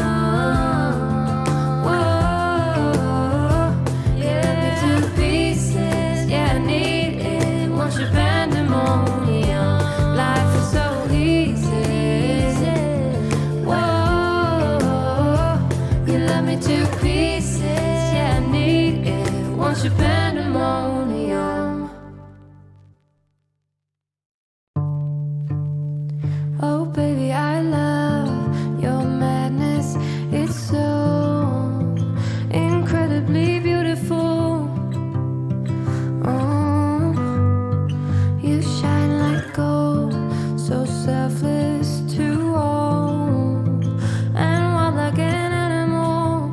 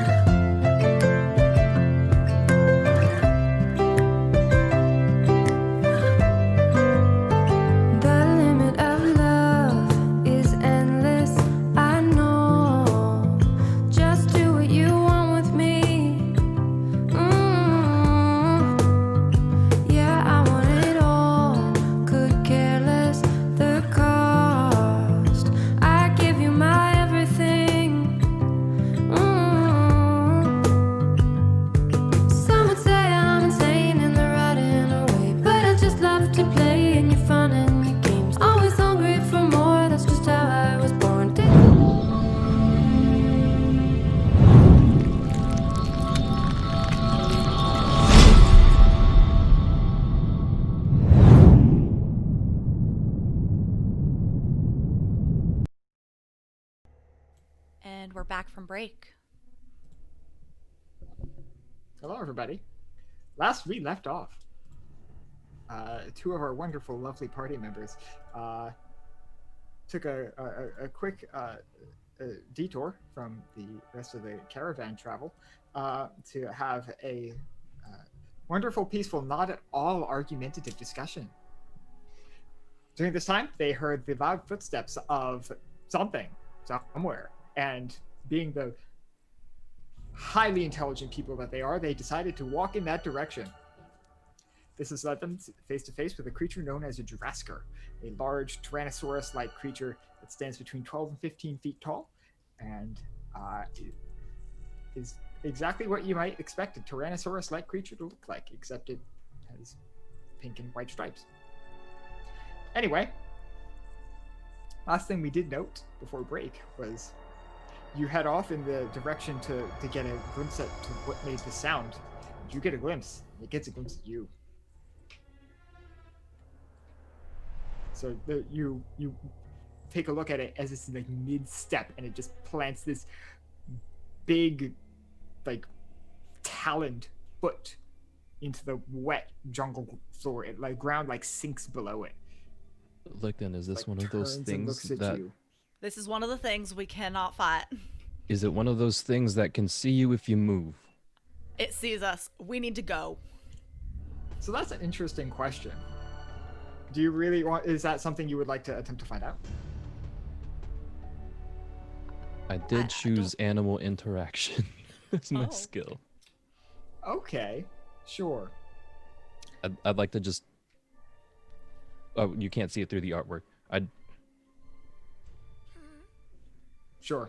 Off to the side though, like. Yeah, sure. So that's what I'll say. You will have to somehow interact with the creature to be able to tell. But I will definitely say the Jurasker is animal enough that you're able to determine it. I will give you you have the skill, so that'll bring the level down by 1. And I will say that since the Jurasker is a creature that is known to some extent, like people know the name of this thing, it has a reputation, I will give you an asset in that it would not be impossible for you to have like heard something along the way. Okay, so I will roll. All right, your target number is going to be 9. That is a 7. All right. So, the only thing you were able to determine with a 7 is that the creature looks at you, and since it is looking directly in your your way, you probably might have seen this anyway. Its eyes are this sort of complete marble white. It's almost like they are little marbles in and of themselves, and it seems to be like, yes, it is facing your direction, but the eyes don't seem to be like focused on you or anything like that. They don't seem to focus on anything. There's no people or nothing. Licton, Yeah. go back to the caravan. You should go back to the caravan. I can disappear. I will cover you. That would have been so useful to know. It's gonna chase me though, because it can see me. Can we Switch roles. Can we tell if it has seen us? I did this. You can tell it has detected you. I'm not going to use the word see, but it is facing your direction specifically. I don't. It isn't. We know it is an apex predator. Yeah, you know that much. Running is probably not the best option. It would love a chase. Well, is it better 1 than 20? How intelligent is it? Do we know, based off its reputation? The only thing you would know for sure is that it's an intelligent animal. It does not speak. It doesn't have its own culture or anything like that. It is very much just a predator that is very good at what it does. I don't think we should run. Well, Or it's just turn gonna. our backs. It's just gonna follow us. Go invisible, And what are you gonna do? I am not leaving you. I've spent my entire life running, so I think I might be able to outrun it.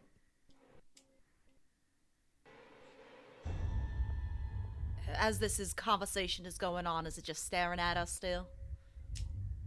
Pretty much, yeah. It seems to be like almost twirling its head a little bit, or it does definitely. It's mobile. It's moving, but it is not necessarily stepping in your direction. I think we should give it a moment, since it is not actively going after us. All right. The first sign that it comes at us. I will be shooting lightning at it, and I tap a gauntlet on my arm. It might not kill it, but it will hopefully, deter it. I think this is gonna be a slight waiting game. Oh, are you doing a standoff with the dinosaur? It wants a chase based off what we know. That's a brand new sentence. Are you doing a standoff with the dinosaur? Maybe take like a slow step back, but like minusculely slow. Yeah, if you take that slow step back, it seems to be watching you just as intently as you're watching it. Then I think we will slowly back away. Slowly back away. It watches you the whole way. Oh, we watch it the whole way. Mm-hmm. And I think this goes on as far as we can unless it starts to give chase. Yeah, no, it eventually it sort of continues on its way. You lose sight of it because again, this is a jungle. This place is dense, despite the fact that this is a pink and white dinosaur T-Rex thing. There are a lot of colors here that you and I would not necessarily associate with jungle. This is a rich, vibrant place. So you do eventually lose sight of it, and there's just the We need to get Zora? the hell out of here. Yeah, let's go But, back. Once it is safe, we will run back to the caravan. I think. All right. So you run back to the caravan, and most of them have actually moved on a bit because between your discussion, your approach, and then your subsequent very slow retreat from the Jurassic, the caravan has been able to move up just a bit. Reven, the one who talks to machines, is sort of like waiting towards the back of the caravan for you. And you would have all probably spoken to him at one point or another if you were amenable to speaking to people.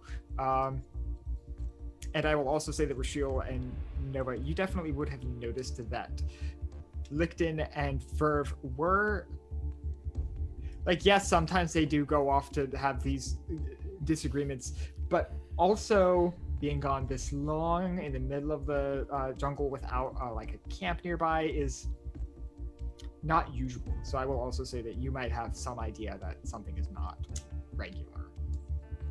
So, unlike them to be gone quite this long, I'm beginning to wonder that they may have lost track of us.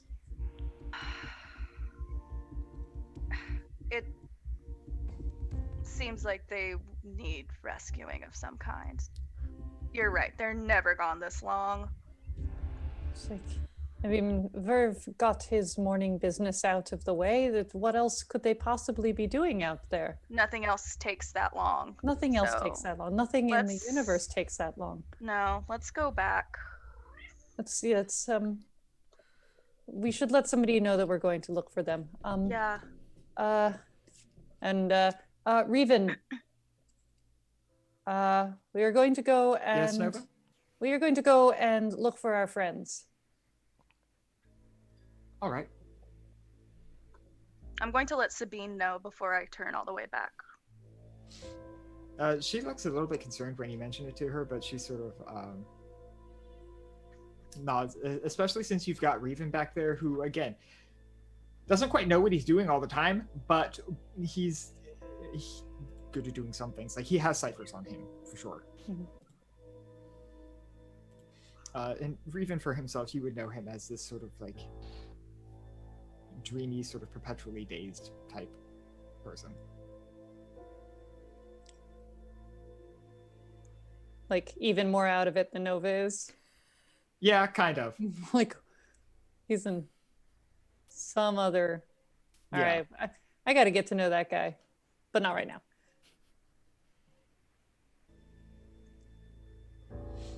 Okay. All right. He's So, sort of like. Okay. yeah. Definitely gonna go ahead and just backtrack. I assume the Anine would have left, like followable. That's a word. Oh yeah. Tracks and things like boys. that because they're big. They're Yeah. big boys, Baby. chonkers. So Mhm. we're gonna go ahead and try and at least I'm gonna go ahead and like try and follow those just to make sure that like we don't get too far off course. Mhm. And just kind of like look and listen for I two disasters. took that flex skill in hunting for other purposes. Can I use it to try and figure out where they went? I will say you can do that on the condition that you, you actually go out and look. Yeah, Rachel, sure. we want to go find them. Yes. Yeah, I got your back. Let's go. All right. Yeah. All right.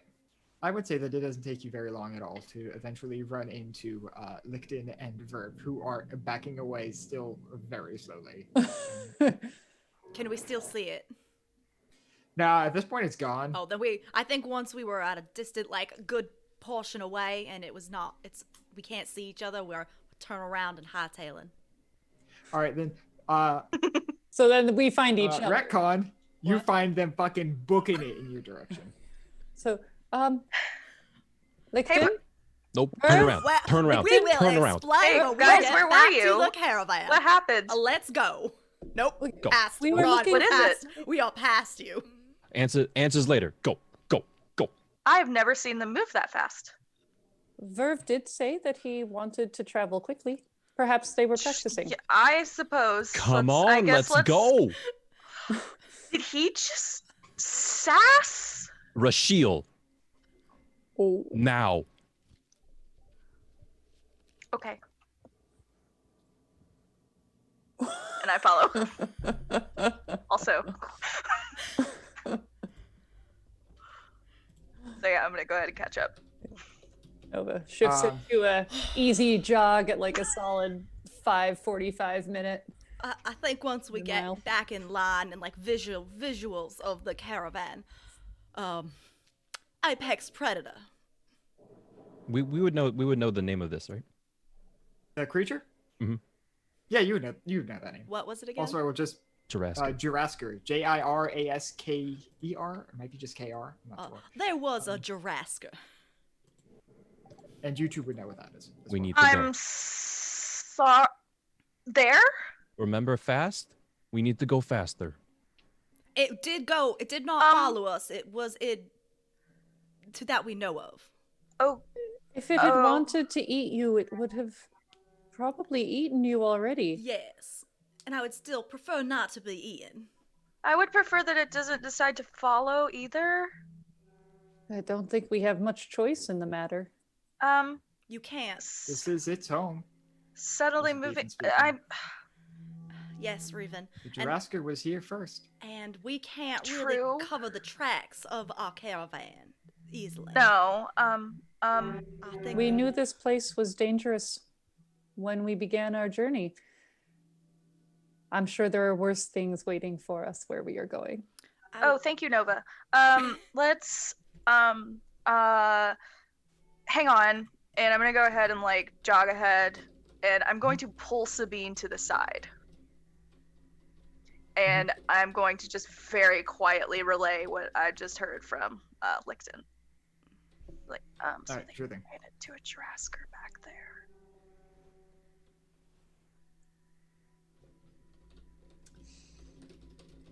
We need to move then. Yeah, we need to go really fast. I don't want to alarm people, obviously, but we have to move. Let the captain know. We'll pick up the pace. Okay.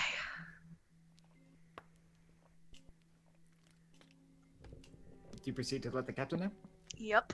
I'm gonna go over and just be like, hey, so I'm gonna do the same thing, just gonna pull him off to the side Mhm. and let him know, so I just told Sabine, our friends back there ran into a Jurasker some some ways Where back. are they now? They're here. They're here. They came back? Yeah. To us?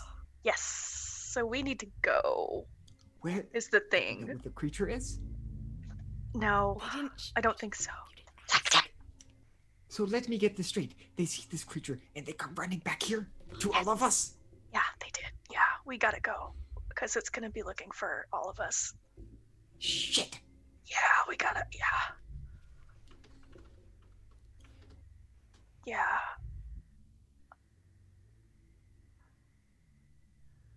And I'm just gonna kind of back away. The captain has like pursed his lips so hard that you see like cracks forming on the crystals that make up his mouth. But eventually he does sort of turn to the rest of the group and he's like, all right, everybody, pick up the pace. And starts getting the needing to move a little bit faster. People who can't necessarily keep up all of the way at this point, it's a very brisk pace. You would probably even have a little trouble making this pace with the jungle floor being what it is. Because there is a path, but it's hardly functional. But yeah, some people are just sitting on top of the floating wagons as they're going. But yeah, you're moving at a decent pace at the moment. So with the carts, I mean, I know they float, but do they have like a given weight limit that they can support? Oh yeah, they would. Yeah. Okay. Mm-hmm. Because I feel like Rashiel might be trying to locate anybody who is like lagging behind for like physical reasons and trying to like get them on the carts first. Sure. Yeah. I would definitely say that you could do that because you have 4 carts with you. Between the fact that Sabine manufactured all of the sort of levitation things, and so you have a person who can like build the stuff and maintain it. So you have very well maintained carts. So you have like 4 of these things, and yeah, you would be able to, especially since there's only 20 people, you would be able to sort of track down the people who would be least likely to be able to keep up this pace over an extended period of time and get them distributed between the 4 carts. And I want to do it in a way that's like chill. Yeah, sure. It's like, it looks like you're having a hard time here. Okay, sure. Do you want to make this a sort of social interaction test to see how well you were able to be chill? I mean, I don't, but I feel like I have to because otherwise it's not fair. Yeah. I mean, you said you were doing it. You were doing the action. You're right. I was thinking as myself and not as my character. Yikes. Okay, so I have a super fun inability. Oh no. Oh bad. So bad. Yeah. Let's see here. Where did I put it? We said the community was level 3. So you have an inability, so that will make the level 1 higher. So it is a level 4. You're welcome to spend from your intellect pool to bring it back down to 3. Cool, so your target number will be 9. Okay, let me You find can it. roll straight against 12. Is there any there it way is. I can assist her? Do you have a relevant skill? I do. I am trained in Okay. pleasant social interactions, and I'm sure that Rashiel is not the most pleasant person to be around. So, Sure. So glad you brought yes. that up. So my inability, you have a manner/aura that others find unnerving. Any task involving charm, persuasion, or deception is hindered. I think that after knowing this and knowing how Rashiel is, I would be smoothing things over a bit and making things a little easier on her. So then here's how it will be. The target number is your level is 3 at the beginning. Rashiel's inability bumps it up to 4. Licton's help brings it back down to 3. You can spend effort if you want to bring it down to a target number of 6. Level 2 challenge. or you can roll straight against that. Oh, not straight. Actually, yeah, straight. You can roll straight against 9. I am going to. It's from intellect, yeah. Yeah, this would be intellect. Okay, and I have 1 edge, so I'm gonna go ahead. Okay, and, so yeah, you'd spend 2 points. Yeah, so I'll just spend that. Okay, sure. You'll be rolling against 6. Cool. Do not fail me. It did it. Fail you. It's a 3. Oof. So, you try, and you recruited the help of Licton to try and, maybe ease some of the, Prickly attitude. some of like your nerves that you're not really able to keep hidden. But there's definitely a lot of like whispering and murmuring and discussion amongst the community about what exactly is going on. Like, what are the question that eventually is formed that one asked is, what are we running from? While this is happening, I realizing that people are worried. I am skilled in climbing things. Could I like climb a big jungle tree to see if it's coming after us? Yeah, sure. I don't see why not. I don't see why not. Yeah, sure. Yeah. I would say that this would be a challenge 4. You can bring it down to a 3 with your skill in climbing, and you can spend might to bring it down to level 2, which would be 6. I'm gonna do that. Let's spend one. All right. You would be spending 3 from your might pool. Oh, spending 3. Thank you. Yeah, you spend 3. 1 for each number you reduce it by. Gotcha. Okay. I rolled an 18. All right. Yeah, you're definitely able to. You're definitely able to climb the tree. I would also say is this a separate task to try and like look through all this stuff to be able to see the Jurasker. You know what? Actually, there's something interesting that I just realized. So I won't even bother making you roll because this is more interesting. So I will say that you are very fortunately able to climb the tree and sort of look out, and you are eventually able to like, sort of like bob your head and maybe like step off to a different tree or two. But you are eventually able to see the Jurasker. You notice 2 things. Actually, you notice 3 things. 1, it's following you. So despite the fact that Licton and Verve did hear a loud thud, this thing does have the capability of moving almost silently. So you're definitely still being followed by it's a territorial creature. So while it's not like, it doesn't seem to be starving or lacking for food out here, but you are definitely in its territory. Okay. So it's just going to eat us just as a snickety snack. Maybe. You would also notice that this is weird, and this is specifically because of your background and your focus. You are able to determine that especially if you watch it long enough, it is completely blind. It has no sense of sight whatsoever. And watching it for long enough, based on how inactive the front of its face is, you are able to gather that it doesn't have a great sense of smell either. That said, you see a sort of aura around it. Not quite the sort of lines of energy that you noticed going into the into the jungle in the direction you were headed, but it is definitely connected to something, using information around it. And the longer you look, the more you realize the Jurasker gets around because it is connected to the datasphere. The Jurasker collects all of its information from the datasphere, and you're able to see that because you come from a datasphere hub and you can see beyond. I go down the tree. You go down the tree. And who is the first person that I see down there? I would probably. Oh, never mind. I was just gonna say I'd probably be hanging towards the back because I feel like I am responsible, and I want to keep an eye out. All right, well, at this point, like, you all probably moved on a little bit, so... Lichten, Yeah. the Jurasker, you... No, fuck. You didn't... Well, I'm sorry. That makes it sound like it's your fault. It's following us. And... it can't see. And it can't smell. And it's connected to the data sphere. You might want to explain that a little more. I do respect and am very fascinated with your culture and your home, but it is still a little outside my wheelhouse.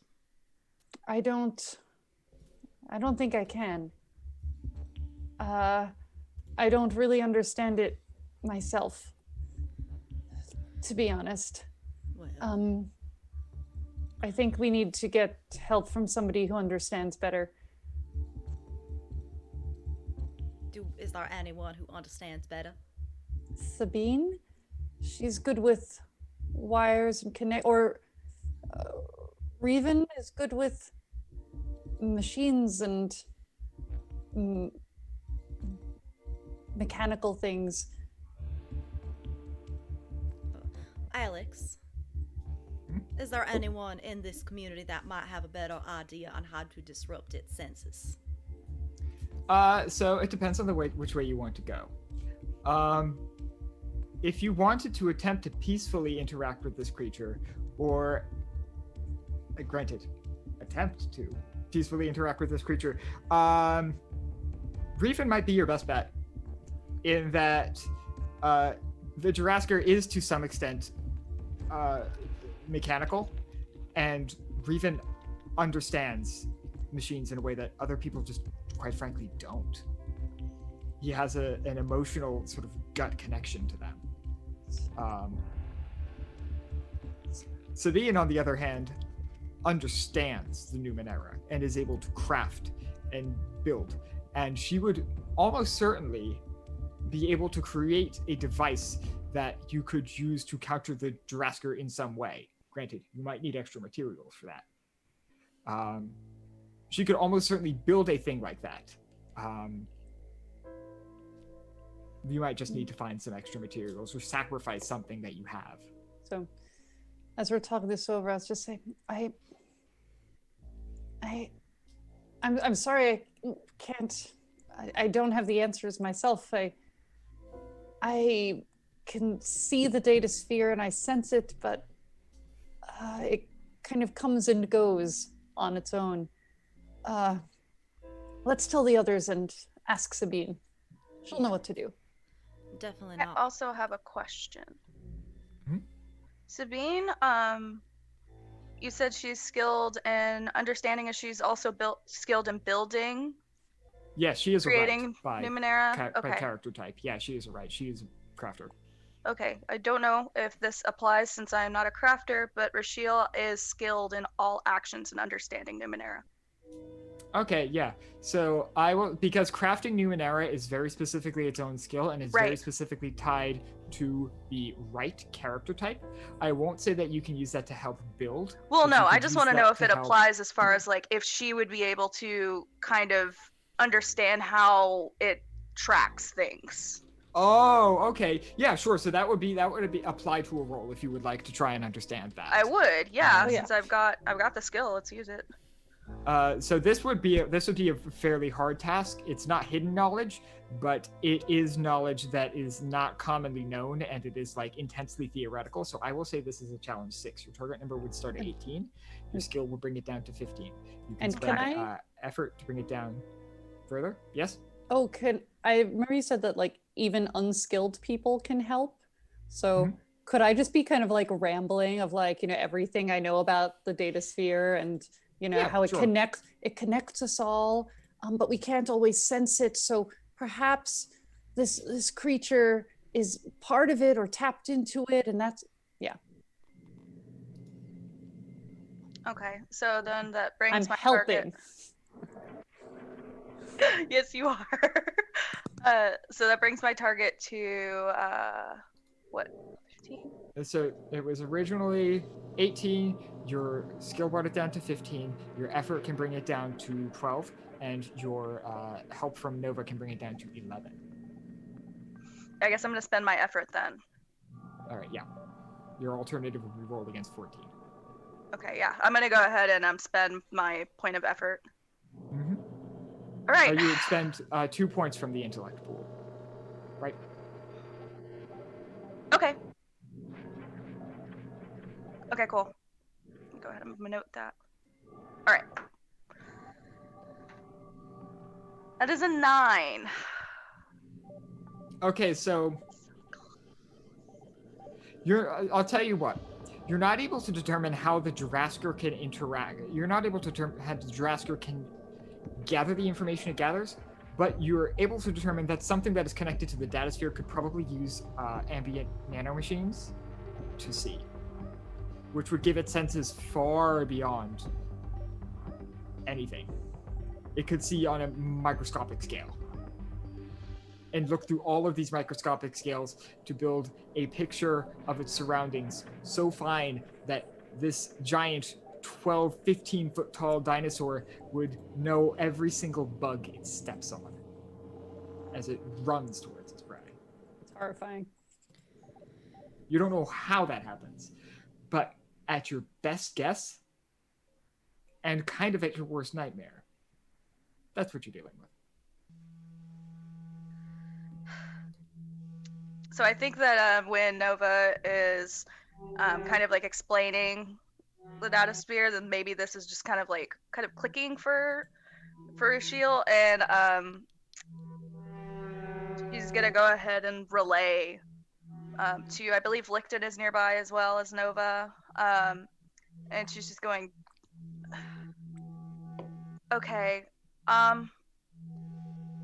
so it can't see us in the normal way,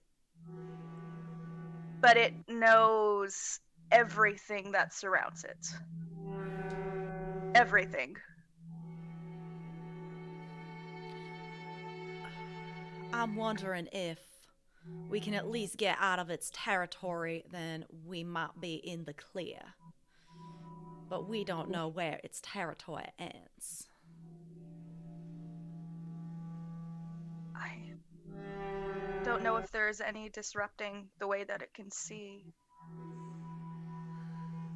Well, I know that the connection to the data sphere for those who sense it can come and it can go. It's not a permanent thing. It's not like an engine that has wires and valves. It's transmitted through the air.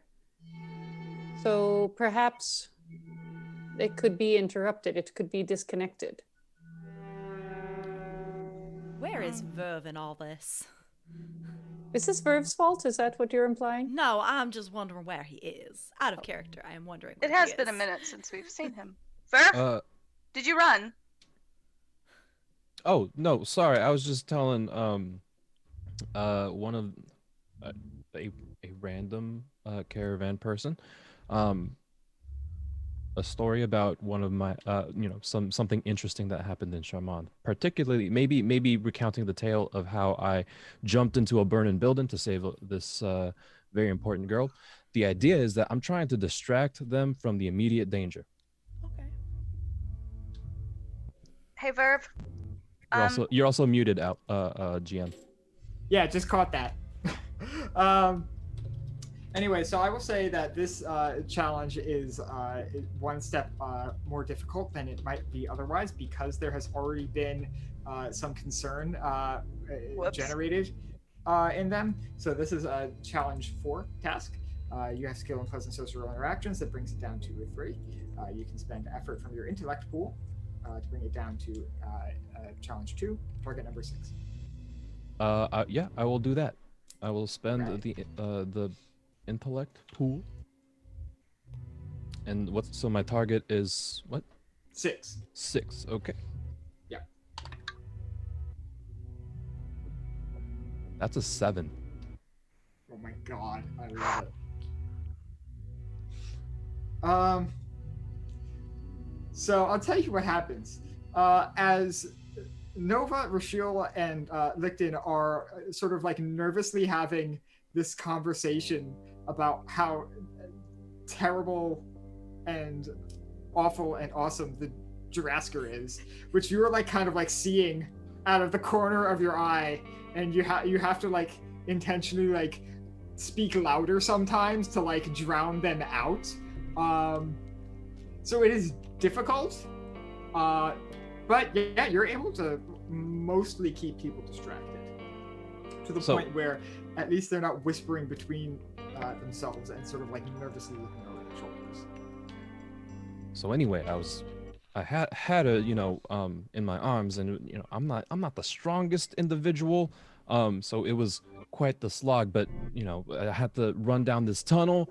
The fire was just right behind me, licking at my heels. I might still have burns on my back. Don't check it. It's real nasty. But yeah, made it out of there just fine.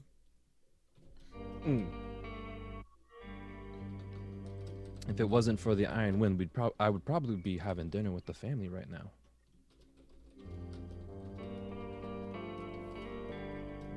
Or lunch, whatever time of day it is.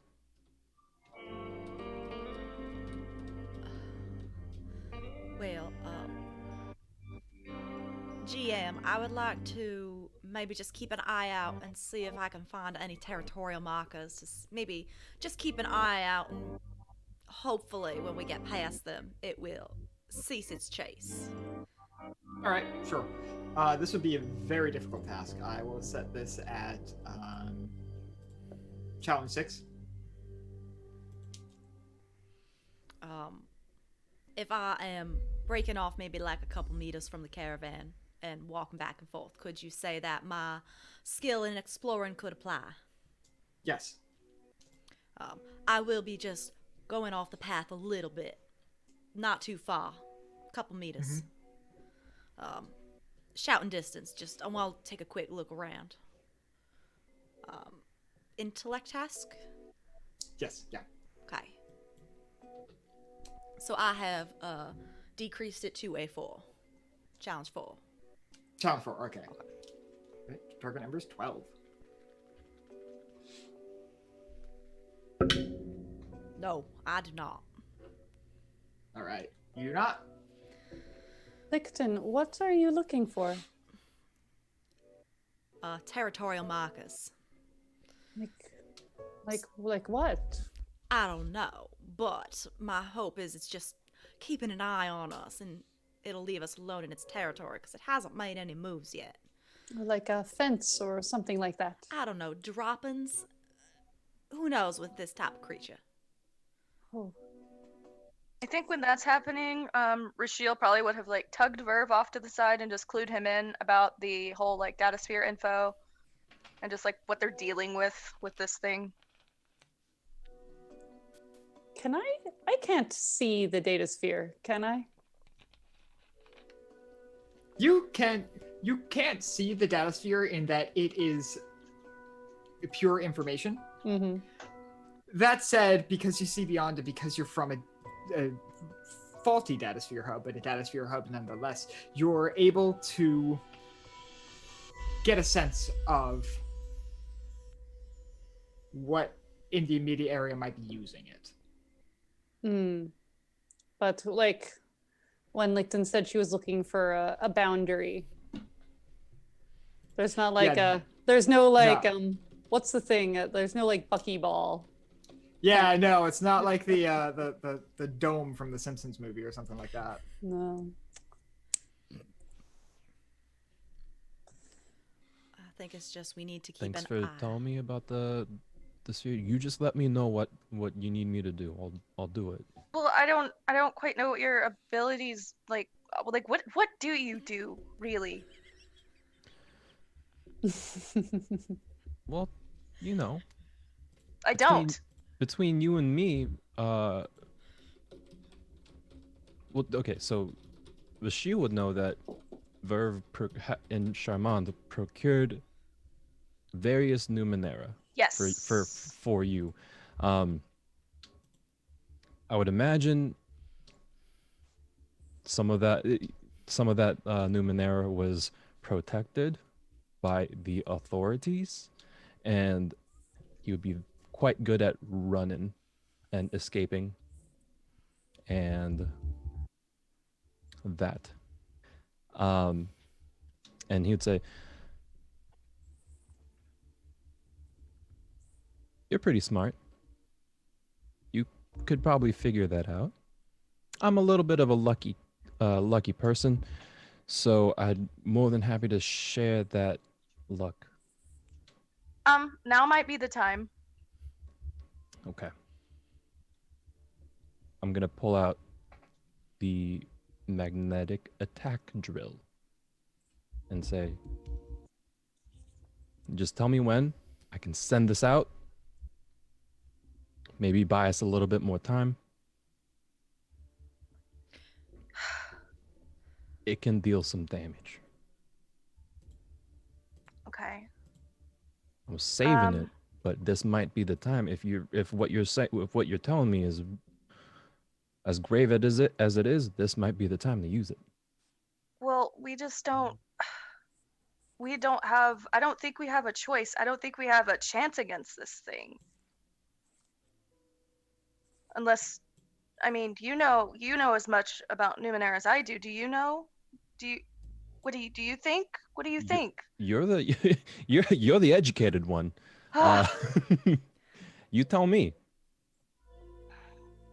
At the sight of you pulling out a magnetic attack drill, Reven sort of leans over from the cart he's sitting on. If you use that, all chance of peace we have with the creature will be lost. There's a chance of peace, you say? Was peace ever an option, This is though? news. Peace is always an option. We're walking through its home. Should we really expect it to just But okay, well, let us walk by?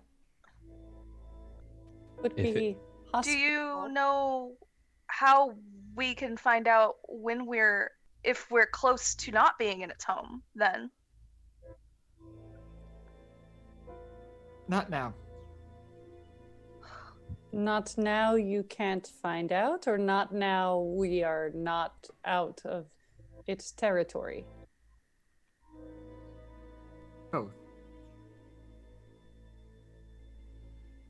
Well, I think as it is right now, it is just going to be a waiting game. If So- it gets too close and starts, this thing goes off. I've never said this before, but I agree.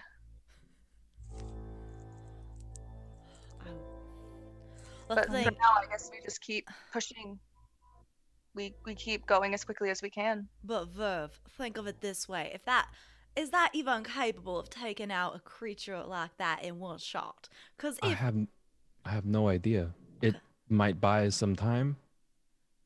But it will make it much, much more determined to chomp us. Which is why we need to get out of here. That's why it's said Plan B or Plan Z. Because if we make it mad and it's still alive and still chasing us and we have nothing else to use, we are royally screwed. I never said it was a good plan. Okay, as long as It's kind of the only option we have, though, as far as just something aside from moving. If we can't move quickly enough, we have to have something. Well, the thing You asked me what I can do. Well, this is what I've got. Verve, I'll back you. Where we're going, also, there is no guarantee of protection, so I guess we could just keep it on the back burner. Yes, And that's where it's staying for now. This is nowhere near Plan A. I can make a wall, but it's not gonna do much, and it's only gonna slow it down. Also, I realized on the screen it's more like.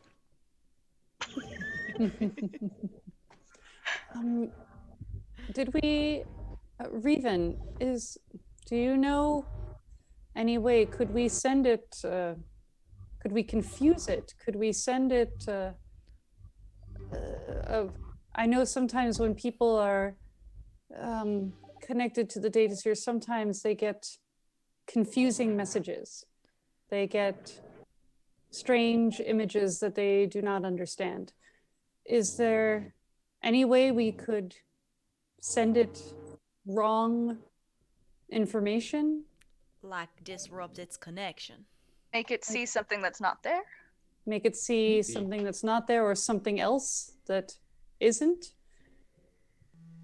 I mean, think it's so. just information. I can't How could connect it to tell the what datasphere, information? Oh, sorry.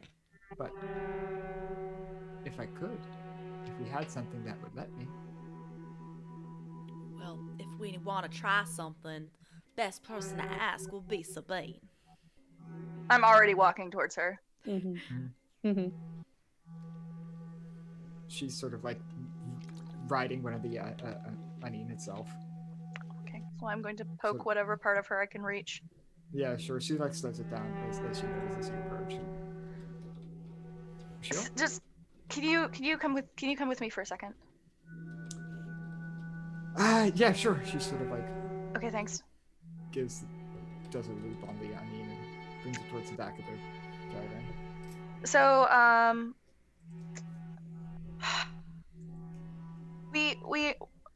we may have a semblance of an idea of how we could possibly Okay. get away from this thing. Revan, can you kind of explain a little bit more about how, like, this thing, like, what might you need? I would need to connect to the datasphere. Okay. For her part, Sabine sort of like looks around. I might be able to make something that can reach you temporarily, maybe.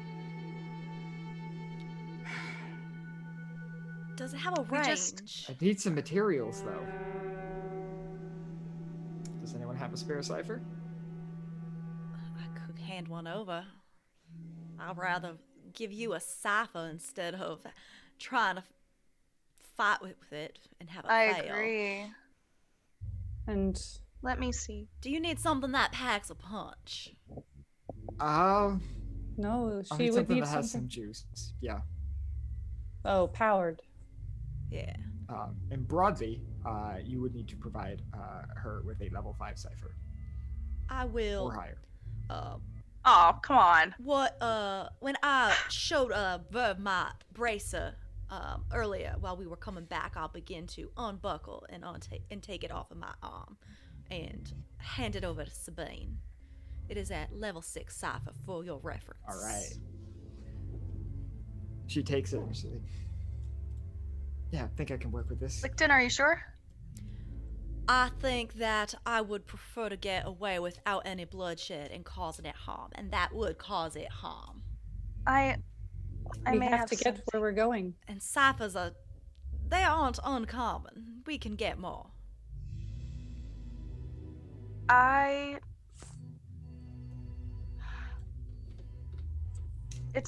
have one. It's not as powerful. It's a level 5 for reference. But it doesn't really, it doesn't do a lot. So I feel like that might be more sacrificable. All it does is make a wall of lightning. But that's a little bit more useful than what this one is. Whatever you would like to do. If you want to do that and you think a wall of lightning is going to be more helpful in the long term, be my guest. What this thing is for is it is for activating switches. It can't really be used for attacks. It doesn't generate a lot of strength, just as much as like a physical force, just one that you can't reach right now. Rashil, I also have a cipher that can operate a machine at long distance, which is slightly more powerful. And if the need ever arises, I would gladly give it to you. Also, Oh, okay. remember, there is no useless cipher. It's how you use it in the moment. Indeed, but I have 2 others that are more applicable to wider scenarios, I should say. Here, and I'm just going to hand it to Sabine. I'm handing her the personal telekinesis field, which is a level All 5 right, cool. cipher, and Mhm. I'm going to give Licton his bracer back. All right. Okay. So, And I'm going to say, keep this for backup. Very well. Right. So, In case the couple of drill things isn't happen. enough. First of all, Nova, would you like an experience point? Why not? All right. So, as Sabine is building that datasphere connection from parts salvaged from this personal telekinesis field, Levin comes up to you. I think you need to talk to it. Me? Talk to Mhm. it? Mhm. But why would I need to talk to it? What could I possibly? It has so many teeth. Oh, you can talk to it from far away if you want. I don't understand. And I'll sort of say, like, hello, When we dinosaur.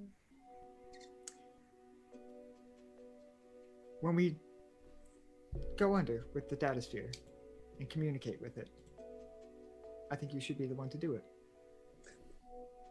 Wait. When we go under and is that part of the plan? I think so. You wanted to use the datasphere to communicate to it. Nova kind of like composes herself and says, I had not realized that was the plan, but if that is the plan, then that is what we will do. If this device that Sabine creates allows us to connect directly, then I will talk with the creature.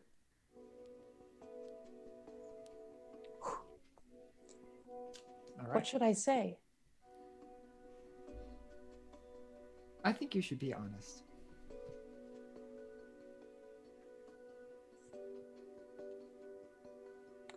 I always try to be. Right. So a couple of things happen. Wait. Night begins. Oh, go ahead. She got an experience point. Who does it? Oh, yes, Who gets the second one? Who would you like to give your second experience point to? I'll Sorry, give the I forgot. second one to Rashiel. All right. Thank you, girl. So, a couple of things happen. One, night is beginning to fall, and you are beginning to, the trees are starting to thin out just a little bit. And those of you with particularly keen eyes might notice that you're come across a lot of larger bits of scrap. Some it varies in color and shape from sort of dull gray to like just bits of scrap metal to like large sheets of what is probably hull that are a stark white. It just sort of very much varies.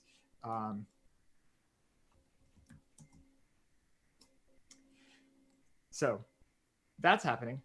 And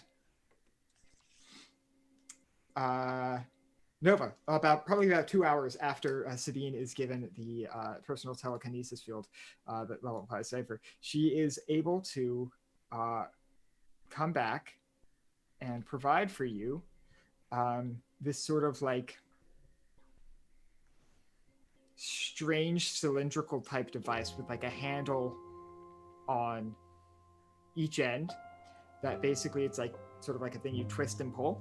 And it is able to basically project two people's consciousness into the datasphere at a local range for a short amount of time.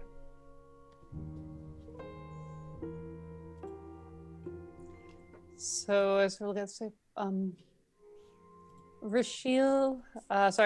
Reven thinks that I should use that device. I can't agree with him.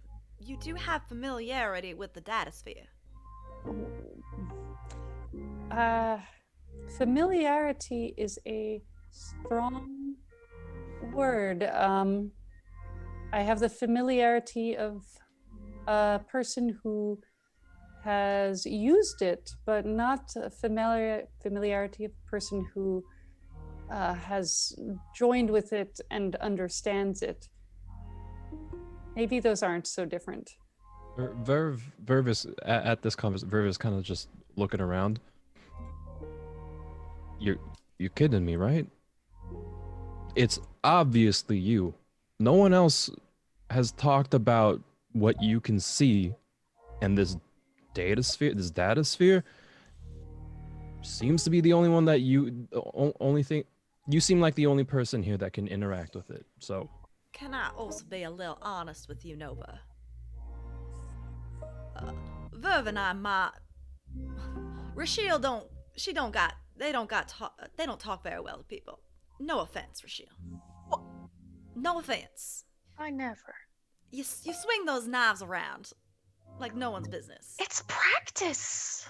And It's important to practice.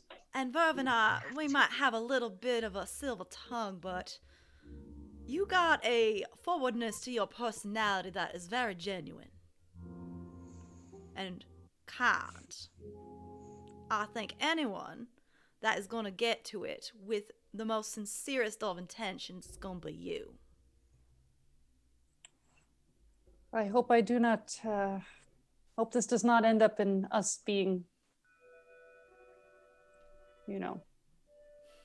chomped. you can do it, Nova. Nova, don't discount yourself. How do I use it? Sabine basically it's a cipher in and of itself. So she's basically able to show you sort of a small series of like buttons to press, and you pull it, and it basically is able to project two people's consciousness into the data sphere. Two people. Two people. So someone is coming along for this ride? Whoever you would like to bring with you. No, I'm a little curious, but if you think someone else should go, my vote. Verve, you is- saw it. You were there. I did see it. I think we defer to your judgment. Well, Verve, perhaps as a champion runner, you can come along to tell us if it's time to cut our losses and run. I am an expert in risk assessment, so So I hold out the other hand. Wait. And I'm going to take the drill thing from Verve. Be like, leave this here. yeah, absolutely. But I know you guys are gonna. You got it. Yeah, no, Plan Z is what But is I'm now in your hands. Yeah, Yes. just like in case. I put a reassuring hand on your shoulder, Nova. You got this. Right. Thank you. Right. Let's go talk to the Dreskor. The name of which Alright. I think I just messed up. Close enough. Ready? So you Born ready. do your thing. Oops, sorry, in my desk. Okay. So, what proceeds to happen is you activate this cipher, and to everyone around you, you just kind of stand there. Like, it's sort of like what happens when you get an electrical shock and your hand just is sort of like force closed because of the sort of contraction that the electricity forces on your muscles. It's like that. You're kind of just like stuck holding this thing with a very blank expression on your face. That is what everyone else sees. What you and Verve see is you are sort of standing in the same sort of place as the jungle. You look around you and it looks more or less the same, but rather than looking with two eyes and seeing the perspective of, these are my two eyes, I'm standing in one place, I have somewhat of depth perception because, but you have perspective of everything.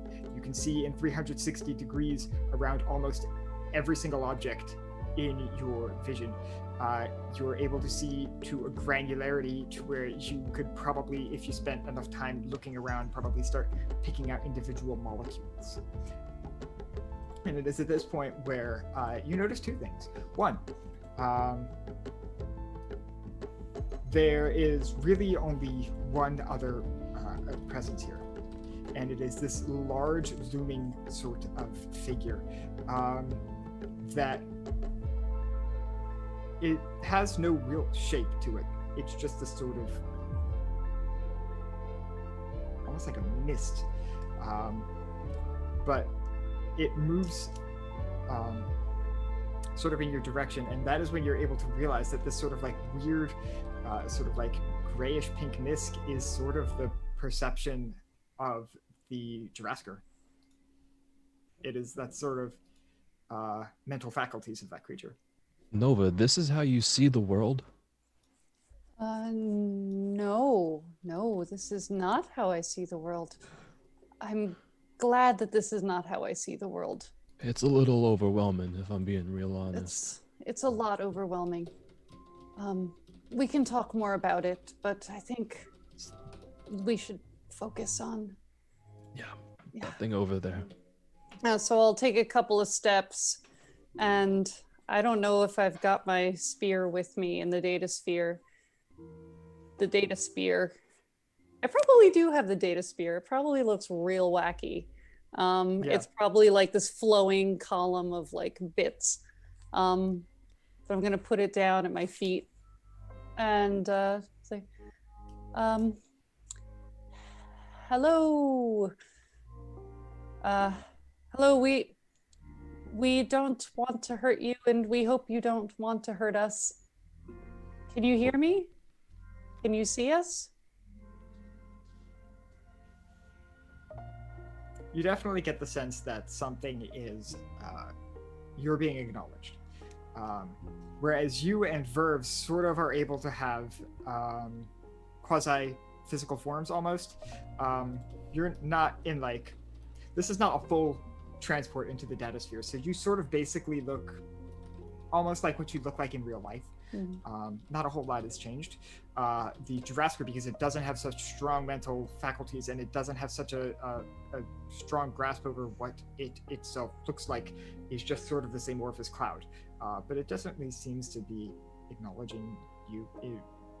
It's near you. It's not moving by you as if you're not there.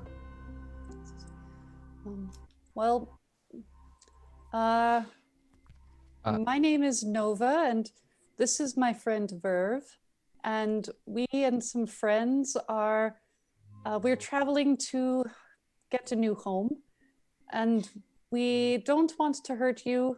We know that you could, chomp us very easily, but we hope that you won't, because I have a lot of things that I need to do, and Verve has a lot of mistakes that he needs to fix.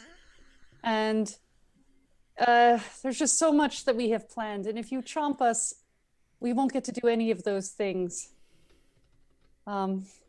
So we'll be gone pretty soon. So if you could just let us pass through your territory, we would be so grateful.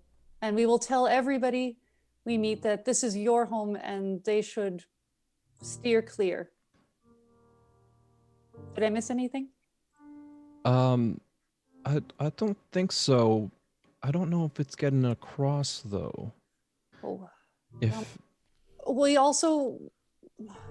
just wanted to say that you are so super strong and kind of scary. Can I try something? We really respect that. Yeah. Hey.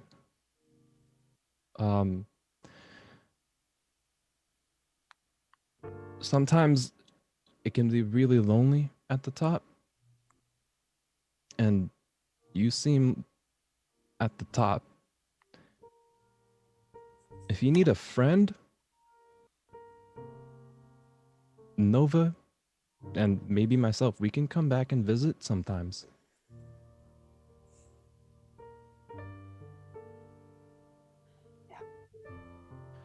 That's true.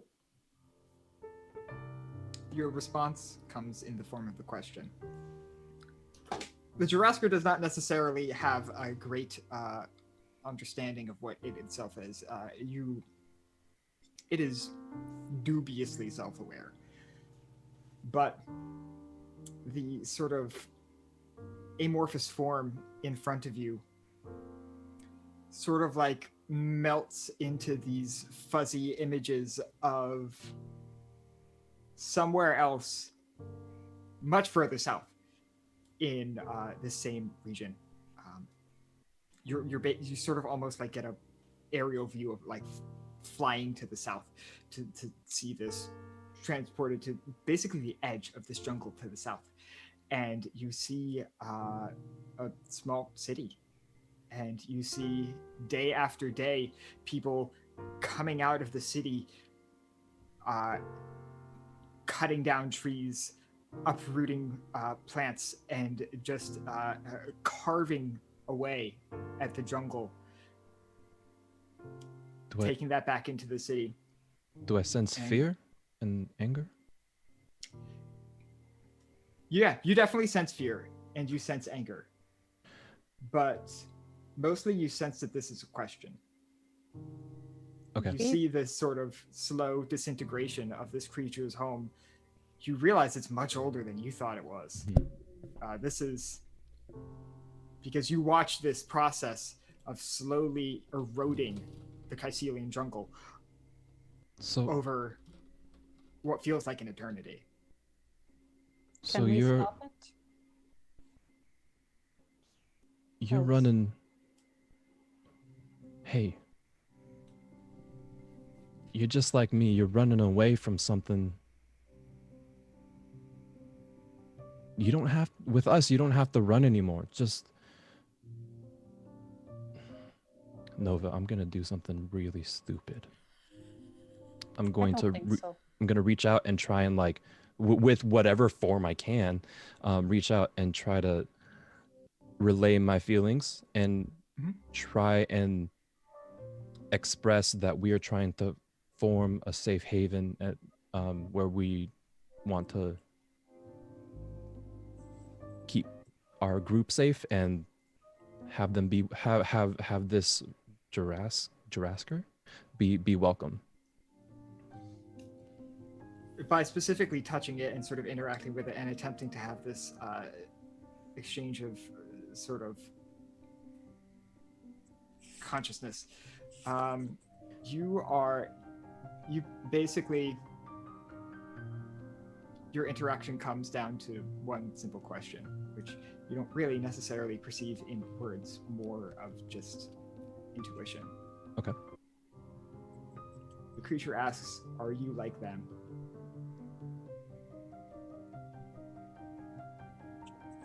I'm going to answer in the form, I'm going to try my best to answer in the form of a memory of me helping Licton out of their trouble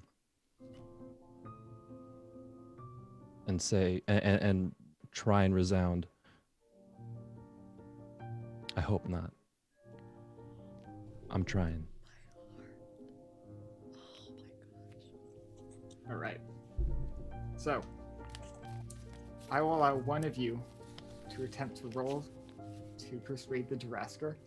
I definitely think if you have any applicable skills in... Okay. Oh, geez, you have animal interaction and social interactions. I have leveraging risk. Does that count? I would not say leveraging risk does, but if you do you have pleasant social interactions? No, I might have missed it because you keep saying that I do, but I That might be my If you fault. don't, yeah, I got Licton mentioned that earlier. If you don't, that's fine, because you have animal interaction for the day. But yeah, I thought you had two, and those were stacked. But anyway, I would say you have two assets on this because you both were honest with it. You didn't try to bamboozle it. Okay. Because this creature, it doesn't have a society. It doesn't understand lying. Mm-hmm. So, who among you would like to roll against the Jurasker? You should. Yeah. I would like to. I would like to. I just need to know what the level is. Okay, sure. So I would definitely give you 2 assets for this because I think you did a great job talking to it. You have a skill in animal interaction, so that already brings it from a 7 down to a 4. You can spend effort from your intellect pool to bring it down to a challenge 3. Can I roll a 9? roll 9? Can I activate my skill? Pressing your luck. Automatically succeed on one task no higher than level 6. Also trigger a GM intrusion as if you had rolled a 1. Okay. I will let you do that. Yeah, sure. Also, so for the record, this GM intrusion does not net you any experience. Yes, I understand. Yes. Okay, sure. Then yes, I will say that you are able to have this sort of exchange of understanding with the Jurasker, and you are sort of, you realize that, like, yes, you were able to like put yourself in here, but you realize as you have completed this exchange that it is the Jurasker that's pushing you out. You were very much in its realm here. It just allowed you to come in. And so after your interaction, it's not like shoving you out, it's not angry with you, but you also get the sense that you are being led out of somewhere. Drasker sort of escorts you out of this this level of perceiving the data sphere, and to what seems like an instantaneous amount of time, Licton and Rashil, you see them sort of activate this data sphere thing, pull it, like stand there for a second, like real stiff, and then they're back. How'd it go? Did the cipher work? I need to sit down. What happened? Did anything happen? We saw it. It was there, but it wasn't it. It was just a form. And Kappa, you were Verve, you were incredible. I knew I made the right choice asking you to come. I could not have done that without you. Did he run really fast? No. He spoke really. I ran pretty fast. Okay, I thought so. Are we safe? As Did long it as answer you? as long as we're respectful of it and its surroundings, I think we might have made a friend. What? That is Listen, I ran really fast. terrifying and impressive all in one. I don't believe you. He ran really fast. That I believe. Did you know that long ago, this jungle was not shaped the way it is today? I think it used to be much, much bigger. But the people of this area have been carving away at it for generations and generations. Well, that would make sense. Over time, yes. I hold out my hand to Verve, who has sat down, to assist him back up when he is ready. Ooh. Running in the data sphere is quite difficult. Thank you, Licton. Well, that is a relief. Thank you. You both did a fine job. I'm going to go relay to Sabine that, like, tentatively we're safe.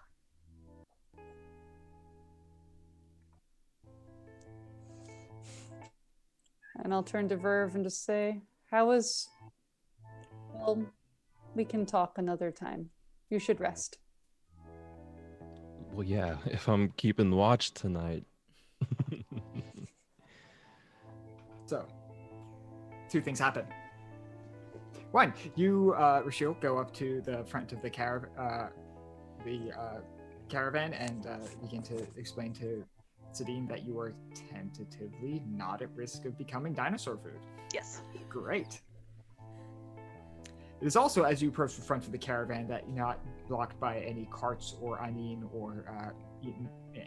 meandering people, that you realize that you might be where you're supposed to be. That, or there is something else real cool between where you and what you were supposed to be looking for is. And that is this large sort of hold on, let me get my reference images so I can see it. So this large sort of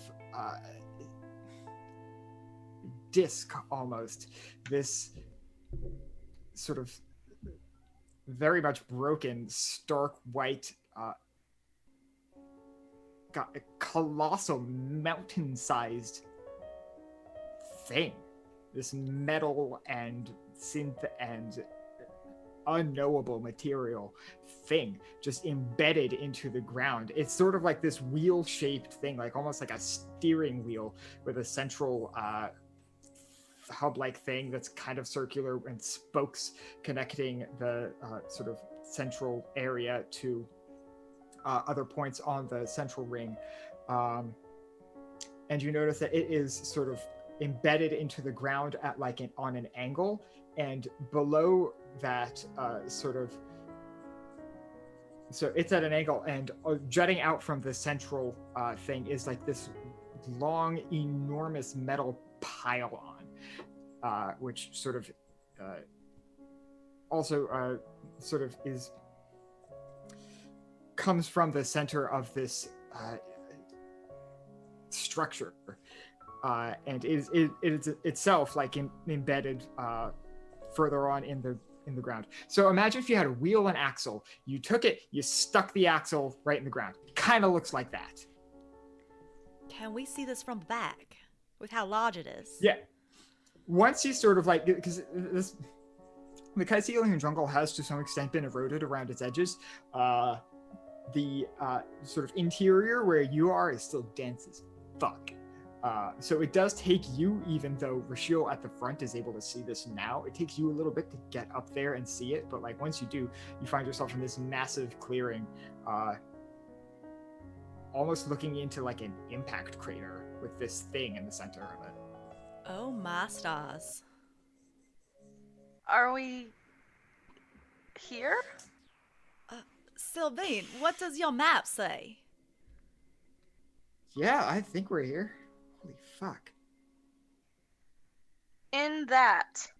I knew I left home for a good reason. I did not expect it to be this. Why is it's so big? Is it actually big?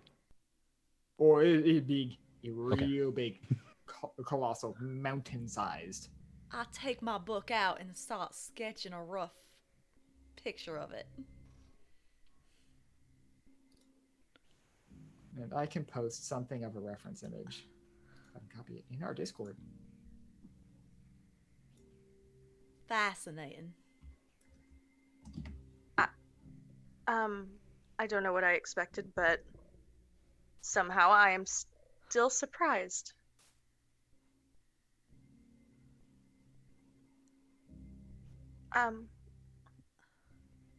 Like, shall we go? Is that Say that as if we're taking a cart ride. But yes, we should. Well- Verve's gonna run ahead and try and find a good like lookout tower. This is going to be home, so. Oh, I hope so. Who knows what that vessel? I don't know. Its secrets can hold. We ever seen anything like this? No. Okay. No. You're not entirely sure what it even is or could be for, but even if you have seen other things that do what this thing does, you have never seen anything like this. Licton actually follows Verve this time around. Disaster Jack's sticking together this time. Disaster Jacks.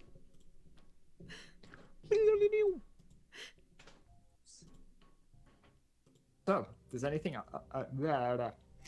else have anything you would like to do as your community sort of comes into this clearing and over the next few, well, first night you make camp and you sleep because it's late and you've been running from a dinosaur. But I just want to over check the on my next- baby, that's all. Sure. Baby is doing just fine. Okay, good. It does not stop overheating. You get the sense that this is just the creature. How it is, yeah. Kind of what it is. So yeah, it has to go in and out of cold storage. Sabine has to sort of like modify the sort of refrigeration unit to like make it like able to handle this like 500-degree metal dog thing hopping in and out every once in a while. Did you name it yet? Not yet. Haven't thought of anything. Nothing sounds right.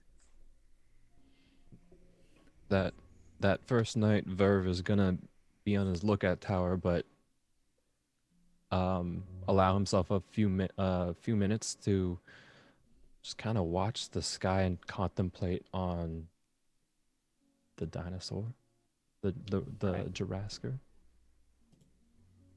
and whisper to himself, "I made a friend."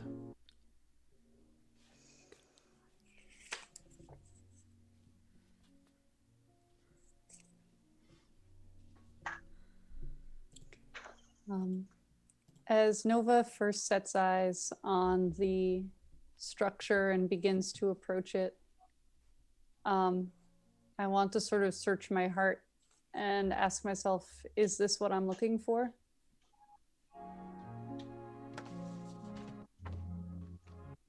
DM, do think? I get the sense that this is what I'm looking for? Oh, you're asking me? Okay. Well, I'm Uh, asking myself, but Okay. You don't think so? so I kind of, my eyes travel over it. Well, And like there's that feeling of like, maybe this is it. This isn't it. let me also clarify that to a bit. This isn't what you thought you were looking for. I'll put it that way. Yeah, so I'm like, this isn't it, but maybe it's on the way to it. Yeah. So there's a moment of disappointment, but I get over it. Mhm. And I start finding a place to make camp. Over the next few days, there is a group discussion as to whether or not you keep moving from this thing. Broadly, you're able to determine that it is full of materials. And if you could get trader, like a trade route through here, you could make a ton of money if you were just salvaged this thing. And you could salvage this thing for 10 generations and not run out of stuff. So after some discussion, some planning, and some real consideration as to just the sort of environment you find yourselves in, you decide to tentatively call this place home, at least for now. The only other thing to note specifically is that Verve. I was waiting So- for the GM intrusion. Yeah. So there are these things called glimmers, and glimmers are basically latent connections to the datasphere. You basically get sort of just a ping. It's not really always something you can understand, and a lot of times it's actually garbled nonsense. But not this one. With this one, you're able to you almost revisit your interaction with the Jurassic from an out-of-body perspective. And this is all happening within like the fraction of a second. And you see two things. When you pull yourself out, there's almost a piece of that interaction, a piece of data or something is pulled from that interaction flies far, far, far away to the second thing you see, Charmant. That is where we will end our session tonight. Ooh, I love this shit.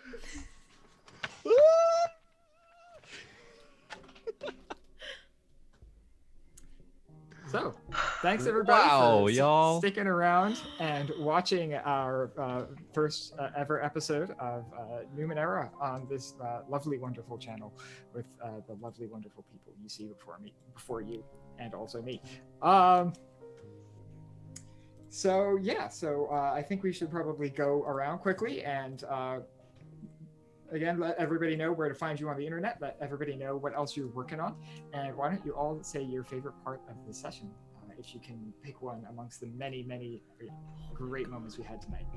So many. So why don't we start with Rashil? Of course. So I was going to start with my personal info because callouts, I have to think. So my name is Seth. I'm also known as Kill Jill on Twitch as well as Instagram. I do want to definitely make note of just on the player characters levels, like our interactions and like the way that we kind of gelled and coalesced was so comfortable, and it was very I mean, I had high hopes. I knew it was probably going to go really well, but my gosh, you guys, like it went really, really well. Alex, as usual, your environment building and storytelling is super unexpected and delightful and wonderful and immersive. I'm just going to keep it that general because this was amazing. All right, Bear. Hi, I'm Mare. You can find me on Twitter at Archmage of Dice. I'm not doing too much right now. We just finished our Sunsets on Summer game, but we are having a fourth watch on Friday, the 2nd at 6 Central Time. So if you have any questions about our Elder Scrolls D&D themed campaign, please send your questions to Mindy and Alex on our Discord. And then I'll be here every Saturday night at 7:30 Central with this lovely, lovely, beautiful group. My favorite part was Verve being a fucking little shit and trying to sway the goddamn vote in the other direction against me. That was beautiful.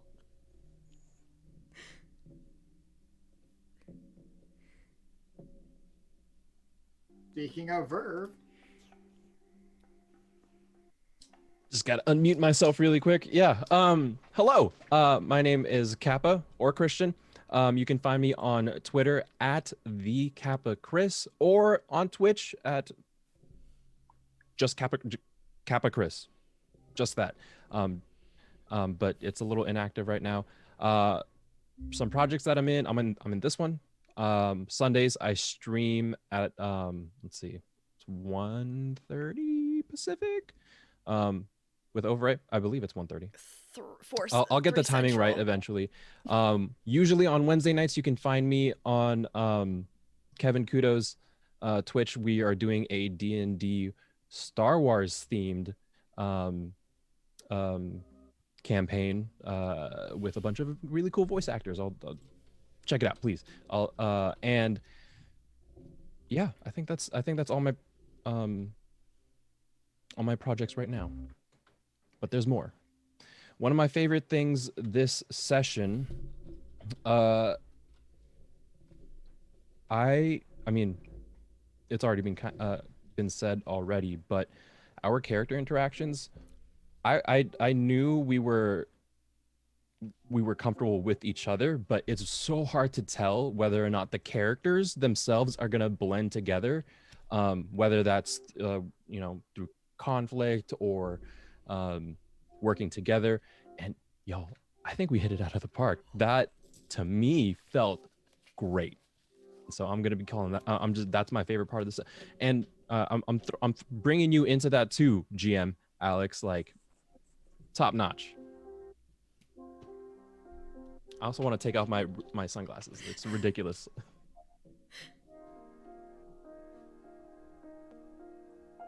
And Finley, I think it's just you. Hello. Again, my name is Finley. You can find me on Twitter at infernal_glow. That's about it. I don't have much of a Twitch presence. And I spend most of my time teaching 11-year-olds. So this is my only online project right now. But you can follow me on Twitter for updates about gaming and education and gaming in education if you're into that. My highlight of the game was talking to a dinosaur mist in the internet because that's really rad. I love dinosaurs and I love mist and I also love the internet. So like, you know, and like everyone else, I love that we just hit the ground running with like chatting about nothing in particular. That's my favorite thing to do in RPGs. So yay. Hello, everybody. My name is Alex. I had a great time running this game tonight. You can find me on Twitter at AxolotlCure. I'm slowly becoming active again on that account. And you can also find me on Sundays playing a character in a persistent Dungeons & Dragons game. On this here very channel, featuring one of the lovely people you see before you. I think this is the correct direction to do this on the Zoom call with Kappa. And it's super great. It's a lot of fun. So definitely come watch that. And yeah, I also run the Fourth Watches / post show interviews that we do on this channel, where I subject the poor cast members of these shows to the most ridiculous questions I can think of, and nobody can stop me. Question Goblin. And let's see, favorite part of the night. I don't know if I can say there's one specific favorite, but getting the fact that the creature meter was used even before we started the show, and that I got to sort of go into the list of the short list of creatures that I had compiled for each tier and pick out basically best good boy but on fire. I'm like, this is great. I love this so much. Thanks, Eva. And You. and you know what that best good boy on fire is? Very warm. And so we need to do our warm fuzzies. Oh yeah. I don't have that list. I got that list up. We are all right, good. Great. So we got our warm fuzzies. We got our OG Bel Chavez. We've got Christina. We've got Guildmaster Sev. Quincy. We've got Andrew Shipfell at the table, the Bay of Gifts, the Wikimancer. And we have Patrick. Woo! Yeah. Do you want to close off, Alex? Yeah, I think I can do that. Barring any unexpected interruptions, we will be doing this same time, same place next Saturday night. So yeah, come watch us again as we find out how to take this weird donut of a spaceship and turn it into a home. I always wanted to live in a donut. Right. All right, everybody. We will catch you later. Bye. Have a great night.